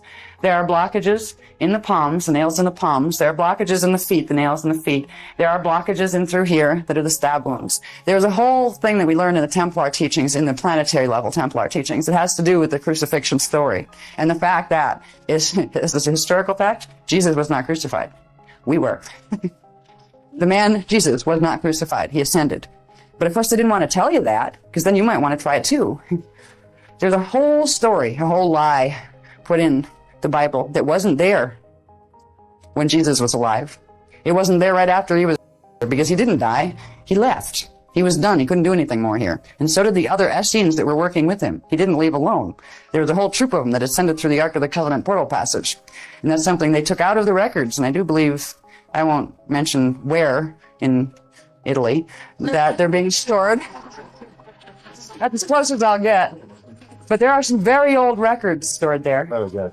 Okay, so the axiatonal lines are actually the feed lines that are bringing the energy, the frequencies from your Cathara grid templates and from your chakras and all that. They're running them through the body systems, and they're bringing them up closer. You know, we're getting closer and closer to the manifest body itself through these levels of energy structure. It helps to know eventually. We're telling you all the anatomy now, so you know the parts exist. And literally, you could do a level of Cathara healing, working with just one of each of these parts, working with just the chakras, working with just the axiatonals. There's whole healing applications for every level. But right now, we're trying to get you familiar with all of the levels, how they fit, and how to go to the core template first. Because no matter what you do to the outer levels, if you don't get the divine blueprint reset in the core template, all the other stuff will be temporary. You'll temporarily get a fix, you know, a heal, and it'll reverse back to its mathematical deviation. So, we're teaching where they fit. Hello.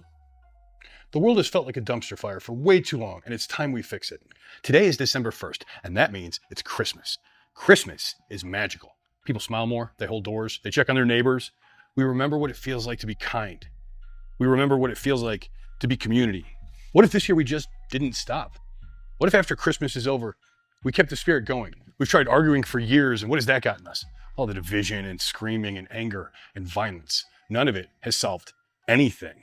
You won't find grace through judging others. There's no salvation through violence. All it's doing is pouring gasoline on the fire. And if we don't stop, then we all burn together. What if we tried doing just like a whole year of Christmas? Yeah, let's do a year of patience and grace and understanding. A year of choosing kindness, even when it's hard. In all the Christmas movies, it's always about saving Christmas. But what if the spirit of Christmas is what we need to save ourselves? We need more Santa.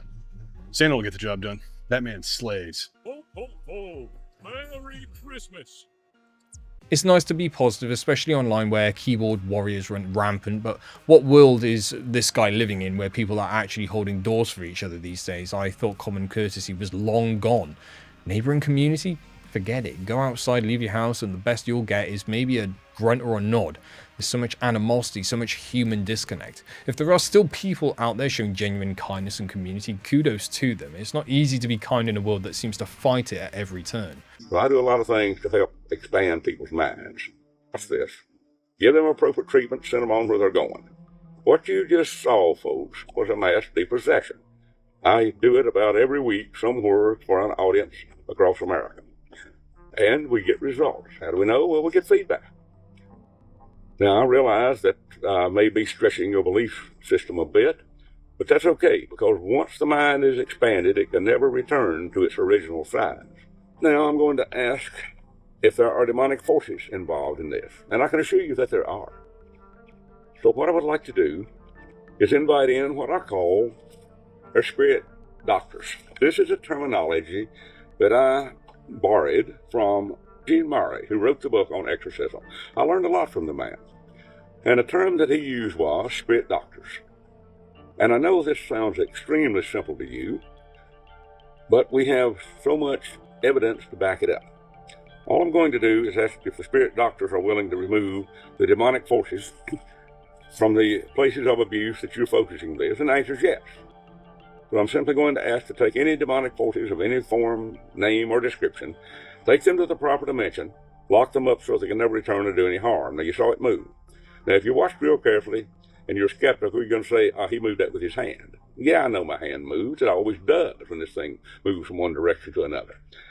But I'm not the one moving. It's the one moving my hand. What it is simply an energy or a power or whatever you might want to call it that flows through my body and causes this. I don't get into real detailed descriptions. Like I say, I simply have two questions. One is, does it work? Next, does it help? This works and it helps. I see no reason to go further. Mark Twain is reported to have said, we do not reverence the rainbow as the savage does, because we have studied it, we understand it, we know what caused it. He said, we have lost as much as we have gained by prying into the matter. So I don't really pry into the matter all that deeply, just enough to get the job done. The next thing I would like to do is to remove what we call negative energetic patterns. because, scientifically stated, energy is impressed upon matter. Now, I would like to give you 3 simple principles upon which all my work is based. Number 1 is, all things are composed of energy, and the intelligent human mind has the ability to change energy. Number 2, energy is impressed upon matter. And number 3, energy follows thought. So what I would like to do is neutralize the negative energetic patterns upon the place and upon the people involved in wherever you're sending this energy. And it may be you. Let's include you. Because a lot of folks watching this have problems of your own, and we want to help you too. Now, how do we know this? Well, simply you send me a lot of emails telling me that you watched it, and yes, it helped you. And I appreciate those emails, I really do. It tells me that what we're doing is working. So we're neutralizing the negative energetic patterns in the places in you and your subjects or projects, as you might wish to refer to them, anywhere that you and they have ever been, people you've associated with, and any events in your life. Because we are affected by the energy of everywhere we've ever been and everything that's happened to us. Please remember this. Your energy is your most valuable asset. Careful where you put your body. And if you got to put your body in a place that's of low energy, then clean the place up before you go. That's why we put out this type of information. Right now, I want to fill those voids with fifth dimensional energy. Fifth dimensional energy is not something I can give you a real good textbook definition on, but it is the energy that my dowsing system tells me to transmute all this into. And it is an energy in which we apparently are moving. We've already entered the beginning stages of it and are moving into it. And hopefully we are raising the consciousness of people and consciousness of the earth by doing these things. Now, the next thing we would do is to remove any abusive mentalities, beliefs, characteristics, archetypes. There's a lot of names for these things, and they're not necessarily all the same thing. So I try to throw in as many descriptive words as possible here. So I would like to transmute, let's just use that word. Let's transmute all non-beneficial archetypes of abuse, and let's transmute all this into freedom. And the length of time and the velocity at which our instrument moves is a direct indication as to the amount of energy required to correct the problem. And you can see this is taking quite a bit. I remember a woman that was just graduating from my practitioner class. And I asked the class, what did you want the class to hold space for? And she said, I want to be moved up on the kidney transplant list. And I said, well, why don't we try to heal the kidneys that you have? And she said, no, the doctors have said this is a rare disease. They've never seen any healing in this area. I need to be moved up. And she was very resistant to me, to saying, can we just try it? No. I said, Donna, while we're waiting for the kidney transplant, why don't we see what we can do? And she said, okay. So I gave her this book. And in the book, it talked about the healing of kidneys and how metaphysically there's stagnation in your life, blah, blah, blah, blah, blah. So she had to read that every day. Unresolvedness. Right. Yeah. Mm-hmm. And then I said to the class, how many of you today got up and gave thanks that your kidneys worked and you could pee today? And nobody raised their hand. I said, this is your role. Every time you go to the restroom, you need to pray for Donna. We call it the praying while peeing. PP prayer. So 30 days later, we meet. They're about to take the oral exams, and Donna can't wait to share. She said her kidneys spontaneously started working. Yes. And the doctors wanted to do a slight operation to see why. She refused. Now, that was 10 years ago. She is still rolling. She has her own kidneys. She has her own kidneys. Everything is fine. But she changed her awareness about it. Mm-hmm. And she had to feel the people that were holding space for her. Yes. Her kidneys spontaneously healed. You know, epigenetics is teaching us that the vibrational frequency that hits the surface of the cell is picked up by these little antennas. Right. And then they relate information inside the cell. And that's what tells the cell what chemistries to produce or how to... The best way I can say, Sean, is it's not from here. You know, I spent 20 years researching this topic, working this topic directly on behalf of the American people. And I did everything I could and did confirm that some of the things that they're seeing are obviously, you know, completely terrestrial, whatever word you want to use there, you know, from potential adversary nations, from defense contractors and companies here, commercial sources. However, there were still cases that we could not attribute to any nation on Earth, and that says a lot. Right. This is just to really quick show you a diagram. Now, this isn't what your DNA template is going to look like. If you got to look at it with, look down into your DNA. This is a diagram to show you the relationship between strands. This is page, 92. I'm not used to doing the page things. Thank you for reminding me. I'm not used to, just saying, well, this page. I'll get used to it. Anyway, this is a 12-strand, an illustration of a 12-strand DNA pattern. Okay? Each set of 3 strands goes with one of the shields, one of the Hoover bodies, one of the levels of identity, and one set of 3 chakras. So strands 1, 2, and 3, this is what I was talking about all along. This diagram shows what I was talking about all along. You have the telluric shield, which is the density 1, the Nada Hoover body, the one down here, and the incarnate identity, the self right here, and chakras 1, 2, and 3. The next set, strands 4, 5, and 6, correspond to Doradic shield, the Alpha Hoover body, soul identity, chakras 4 through 6. And when we get into Merkaba, this is where we get into Merkaba vehicle building.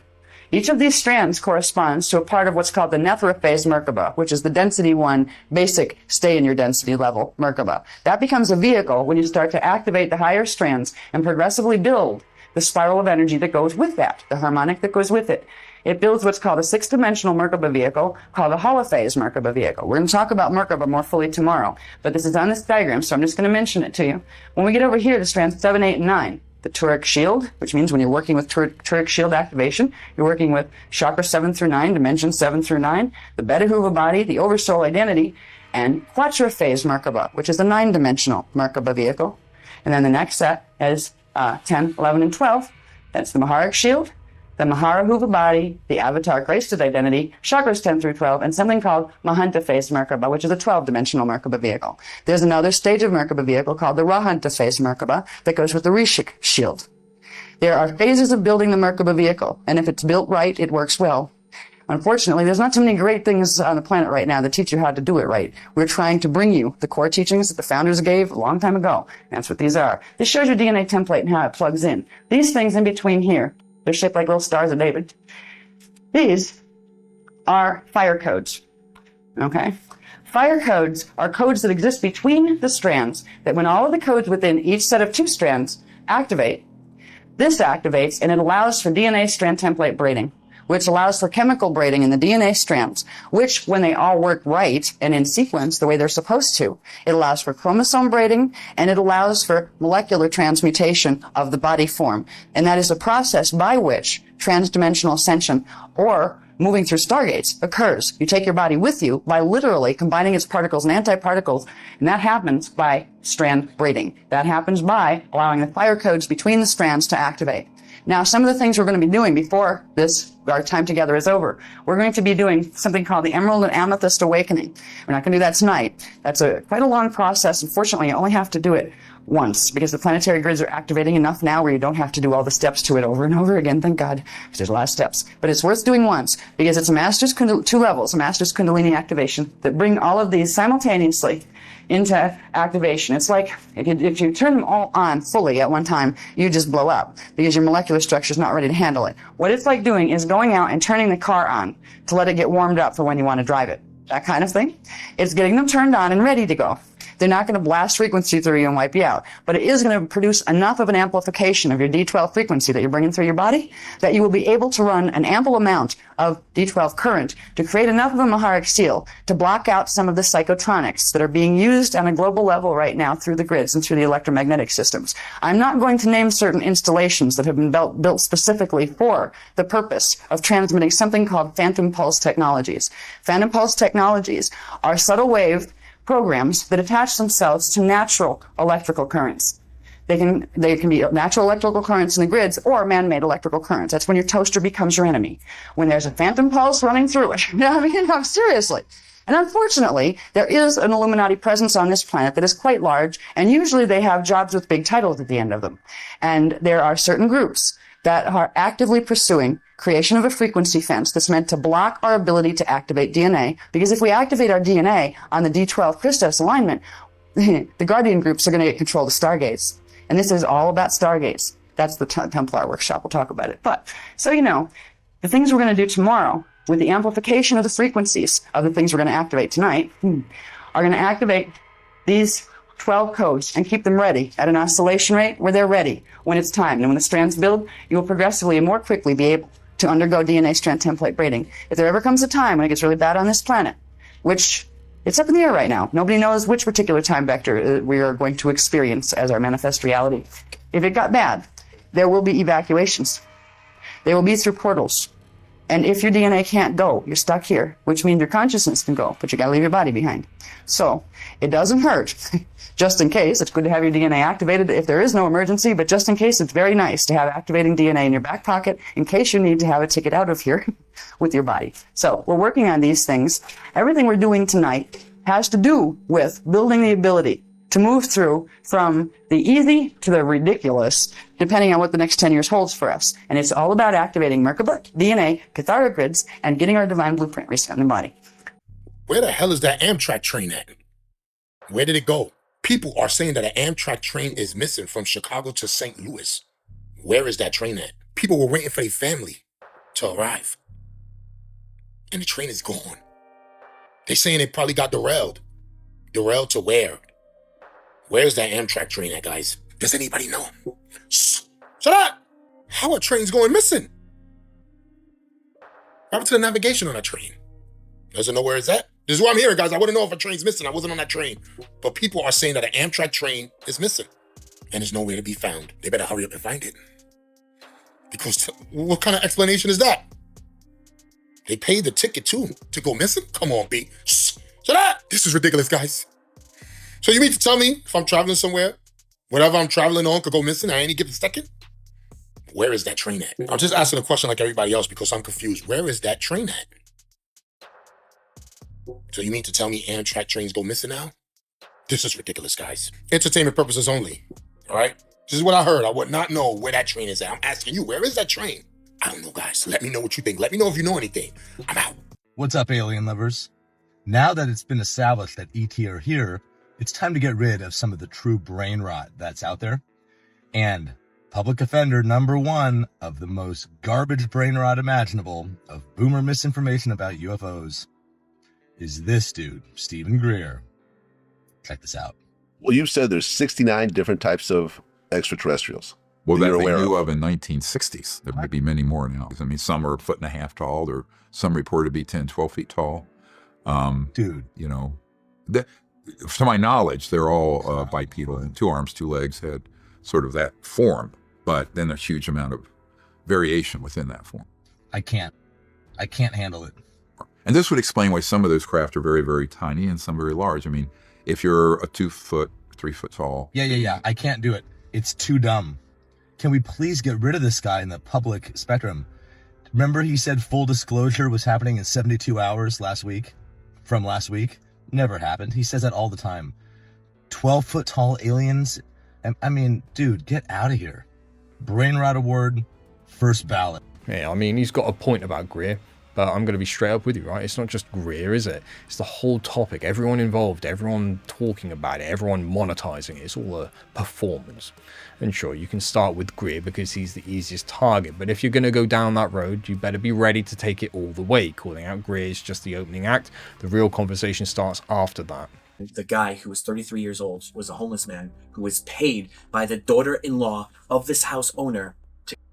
Her name was Anne, and she wanted the inheritance of this house owner's money. She was greedy and wanted it all. She paid the homeless man, the house owner, because she was the last one left. Her husband died a while ago, so she was living in this beautiful home by herself. Do you want to see what I got up on? Holy, that is him. This was her bed. You got some, black mold, starting to form here now. And she heard the banging from inside the shed. She ended up calling the police. The police never came until the next day. So she came down here from upstairs, hearing the sound from someone coming through the garage. The husband's clothes is still here. The husband died in his 60s. So she kept living. And this house has been standing here and sitting here completely abandoned and silent for 13 years, since 2012. Complete time capsule. This was the section where she seen them and she got, it could have been right through the front door. Right here, this is the front entrance of their house. Look at their beautiful living room. It's massive. This design of the house was a beautiful custom layout that they created, because this is going way back. These this kind of structure. But chairs are still where they belong with the dinner table. And I love how they did that, where they added this dinner table. And then way over here, they added another one. I love this. They're their cups and mugs and things. This is probably just like, their DVDs and movies and things like that. Yeah, VHS tapes. This is like actual movies they recorded, because I can see the Terminator, all their cups, glass cups, everything like that. They probably had a lot of friends over. I think it was their husband, but their husband is a hunter, and they loved their dog right there. And they kept their dog bed still right over here. Their dog slept right there. Oh my God, bro, I didn't even see. Jesus Christ, I didn't even see that, dude. That's a really cool toaster. New things all the time to look around. That's why it's good to walk around a few times. Yeah, and just learn. I'm gonna go downstairs in the basement, but I think, yeah. Look at that. It's completely flooded, guys. Oh my God. Oh, it smells so bad in here. That is bad still water. Do you ring that? Look how moldy it is. That is actually nuts. Yeah, and I've seen quite a few dental things in here, so I figured. Yeah. And that explains how he was able to afford this, because he must have been on a decent salary. 100%. Bro, that freaked me out. Is that real? No, like a taxidermy? Let me check. Oh my God, that freaked me out. Walking now to the garage where the, was hiding. So let's go back here. Now that we have the whole story, things do get eerie, Again, there's the police tape. So that's the garage. And I think that's an active house. I'm not sure still, so I'm trying to stay away. And we are heading right here to the garage, where I even think their car is still placed here. And that's the house. So they must have made a lot of noise getting here. Holy shit. Yeah, her car's still here, bro. And the trunk's open. What the hell? I was expecting like an old... Yeah. Well, remember 2012? So, yeah, this is probably a 2011 car or some sort. Some mint. Even has a good car smell. It smells new. Yeah. Dude, she probably got this right before she died. You know what's weird to think about, bro? Is like how it feels like we're investigators, like the FBI, because everything is exactly the way it was during the crime scene. That's what so you can really, because you can really put it together. You can see how they came through here and waited and made a loud sound, banged something down. She heard it from her window right there. She went downstairs. He took the gun. I mean, it's insane. Inside this metal can was a plastic bag, one for Timothy and one for Amy.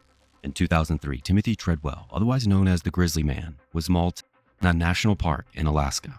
Now, you've probably heard of this story before, but you've likely never heard from the medical examiner on the case, and his name is Frank Valico, and he's the one who received the remains of Timothy and his girlfriend, Amy Huguenard, and he explains in detail just how disturbing this case was to him. In the case of Timothy and Amy, what I had were body parts, just the visual input of seeing a detached human being before my eyes makes my heart race, makes the hair stand up on the back of my head, particularly in combination with the contents of a tape and the cap left on a camera so that the visual part could not be recorded. Yet the tape is running so that we can hear the sounds of Amy screaming and the sounds of Timothy moaning. Now, Frank mentions an audio tape, and he's one of the very few people to have ever listened to it.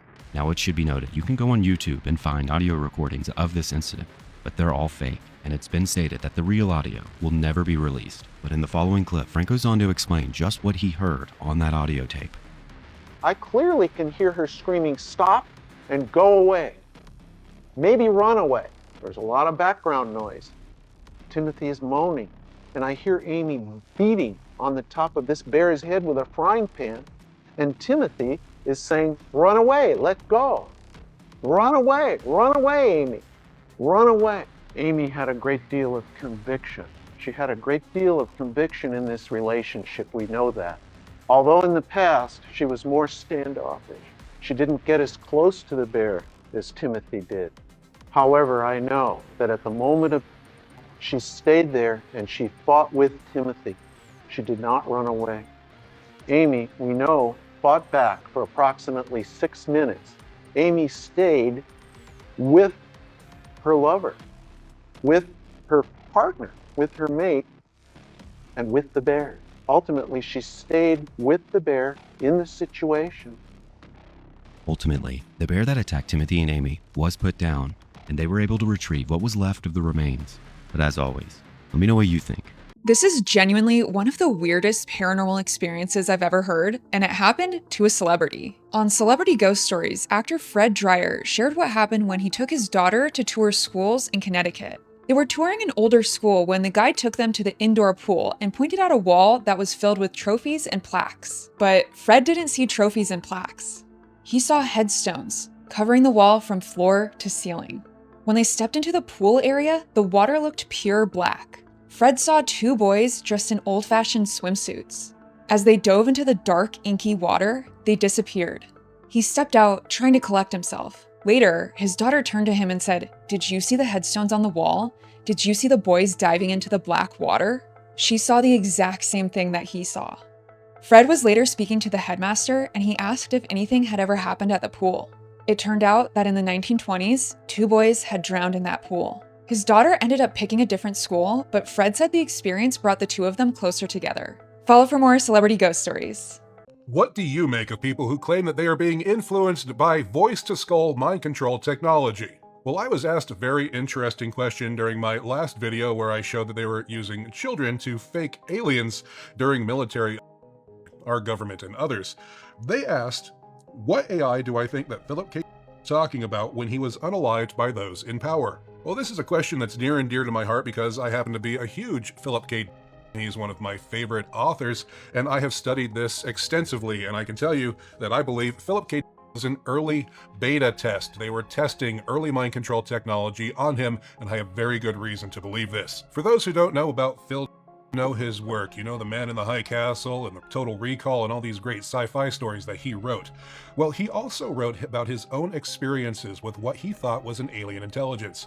Phil he considered an alien experiencer. He thought that this intelligence was an alien satellite that was circling the Earth, and he called it VALIS, the Vast Active Living Information System, and VALIS would give him periodic downloads.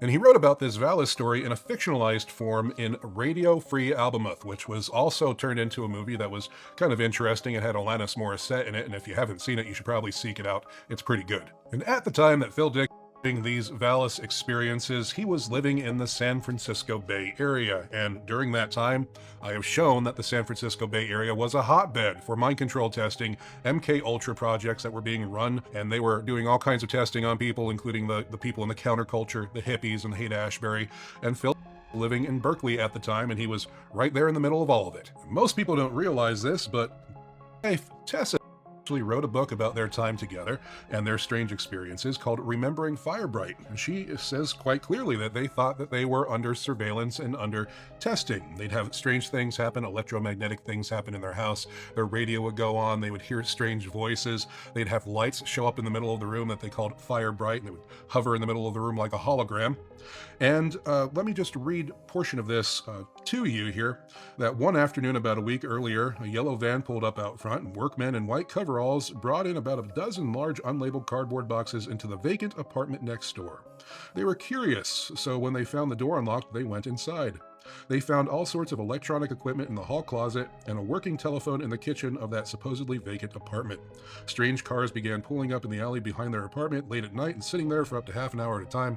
Flashes of light danced around inside the apartment, and those lights seemed to have no source. We also experienced some strange dreams, including one dream that they both shared. The visions stopped when they moved out of that apartment, so they can't help thinking that the electronic equipment in the next apartment had something to do with Phil's experience. So, that's interesting. That's right from Philip's wife's own mouth, that they thought that there was something very interesting going on, and that was why Phil was having his experiences. And they aren't completely off base, because there was a lot more things just like this going on at that time. At this point, just about everybody has heard about the infamous Stanford Research Institute psychic and remote viewing experiments, only I believe that those weren't actually psychic experiments at all. I think the psychic angle and the remote viewing angle was a cover story. And let me tell you why. At one point, they had Uri Geller, the psychic that came out there, and let me read this account here, that Uri Geller was once being monitored by the Lawrence Livermore National Laboratory Group, during a metal bending session there at that lab. They recorded him with audio tape, filmed him with videotape, and photographed him with a variety of still cameras, including one that was sensitive to thermal infrared radiation. Afterwards, they developed all the film and saw that the infrared camera had caught what seemed to be 2 diffuse patches of radiation on the upper part of one of the laboratory walls. The patches grew in intensity for a few frames, then over the next few frames, they diminished to nothing, and they came in and went back out again. When they checked the audio tape they had made during the experiment, they found that amidst everything that they had been recording, there was a distinctive metallic-sounding voice that was unheard during the actual taping, but now had become clearly audible. In the days and weeks that followed, Peter Crane and others, these were the guys that were doing the testing from Livermore, they began to feel that they were collectively possessed by some kind of tormenting, teasing, and hallucination-inducing spirit. They'd all been in the laboratory together setting up some experiment, or one of the fellows and his wife and children would be at home just sitting around, when suddenly in the middle of the room there would be some weird hovering, almost comically stereotypical image of a flying saucer, always about 8 inches across in a gray and fuzzy monochrome, as if it were some kind of hologram or ray projection. Uri Geller claimed to be controlled by a giant robot computer located aboard a flying saucer that he called Spectra, and I know from other accounts that they called it Huva as well, and when this was used on other people they would call it things like Ra or Seth. That the psychic testing, the remote viewing testing at Stanford, if you had the right equipment, you could tell that somebody was actually being beamed with a technology, a voice-to-skull technology, that would make them appear to have psychic ability or remote view, and it wasn't necessarily them doing it. So let me just distill this all down for you.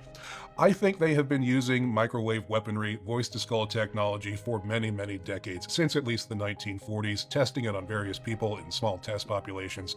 I think that Philip K.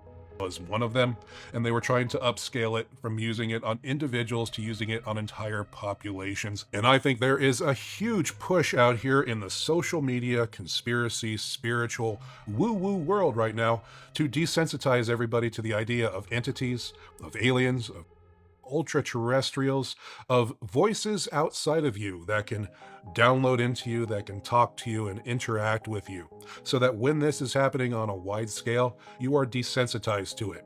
That you're not going to question why the same feds who told you you can fly outside your body and you're being mined for loosh from entities are the same feds that were building the non-lethal weapons programs over here that can actually do it to you.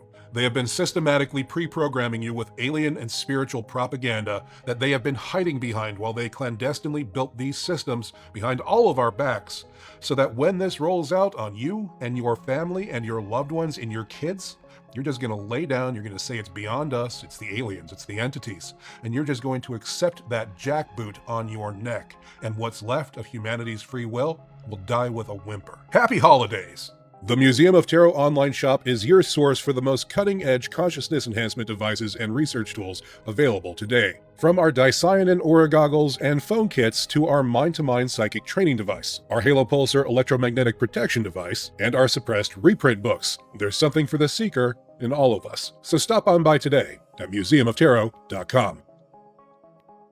An Arizona grandma and the stranger she accidentally texted in 2016 just spent their 10th Thanksgiving together this year, and after nearly a decade, their bond is stronger than ever. In 2016, Wanda Dench sent out a text inviting her grandkids to Thanksgiving, but she hadn't realized that her grandson had recently changed his number, and now his number belonged to someone else. That someone was 17-year-old Jamal Hinton, who was a little confused to be getting a Thanksgiving invite from an anonymous grandma. To try to clear up the confusion, Jamal and Wanda exchanged photos, confirming they definitely did not know each other. But Jamal went ahead and asked if he could join anyway. And without hesitation, Wanda welcomed Jamal to the family gathering, which was the start of something bigger than either of them could have imagined. Jamal gladly attended what ended up being the beginning of an unbreakable friendship. The two have been there for each other through the good times and the bad times over the years, including, sadly, the loss of Wanda's husband Lonnie in 2020. Last year, Wanda couldn't make it to their Thanksgiving gathering in person while undergoing chemotherapy for breast cancer, but they still FaceTimed that day so they wouldn't miss out on their tradition. This year, Wanda is feeling great and she's cancer-free, and they're back to celebrating together in person. What started as one mistaken text has grown into a genuine friendship that goes far beyond the holidays. They stay in touch and hang out throughout the year, and they consider themselves real family. Every year, their story continues to inspire people to spread a little more kindness. I'm Jen, and I post something positive every day. And I think, my dear friends, that's where we will call it for today. Sometimes it's good to end on a positive note, especially after diving down a rabbit hole this deep. If you're still here, I'm truly grateful for your time and for sticking with my rambling and all the other things which, you know, I word vomit. But I appreciate every moment we share in this wild human experience. So thank you for watching, and I'll catch you in the next one, same time, same place tomorrow. Make sure you come back for that. I look forward to it. But for now, stay safe, stay well, and stay curious. Until next time.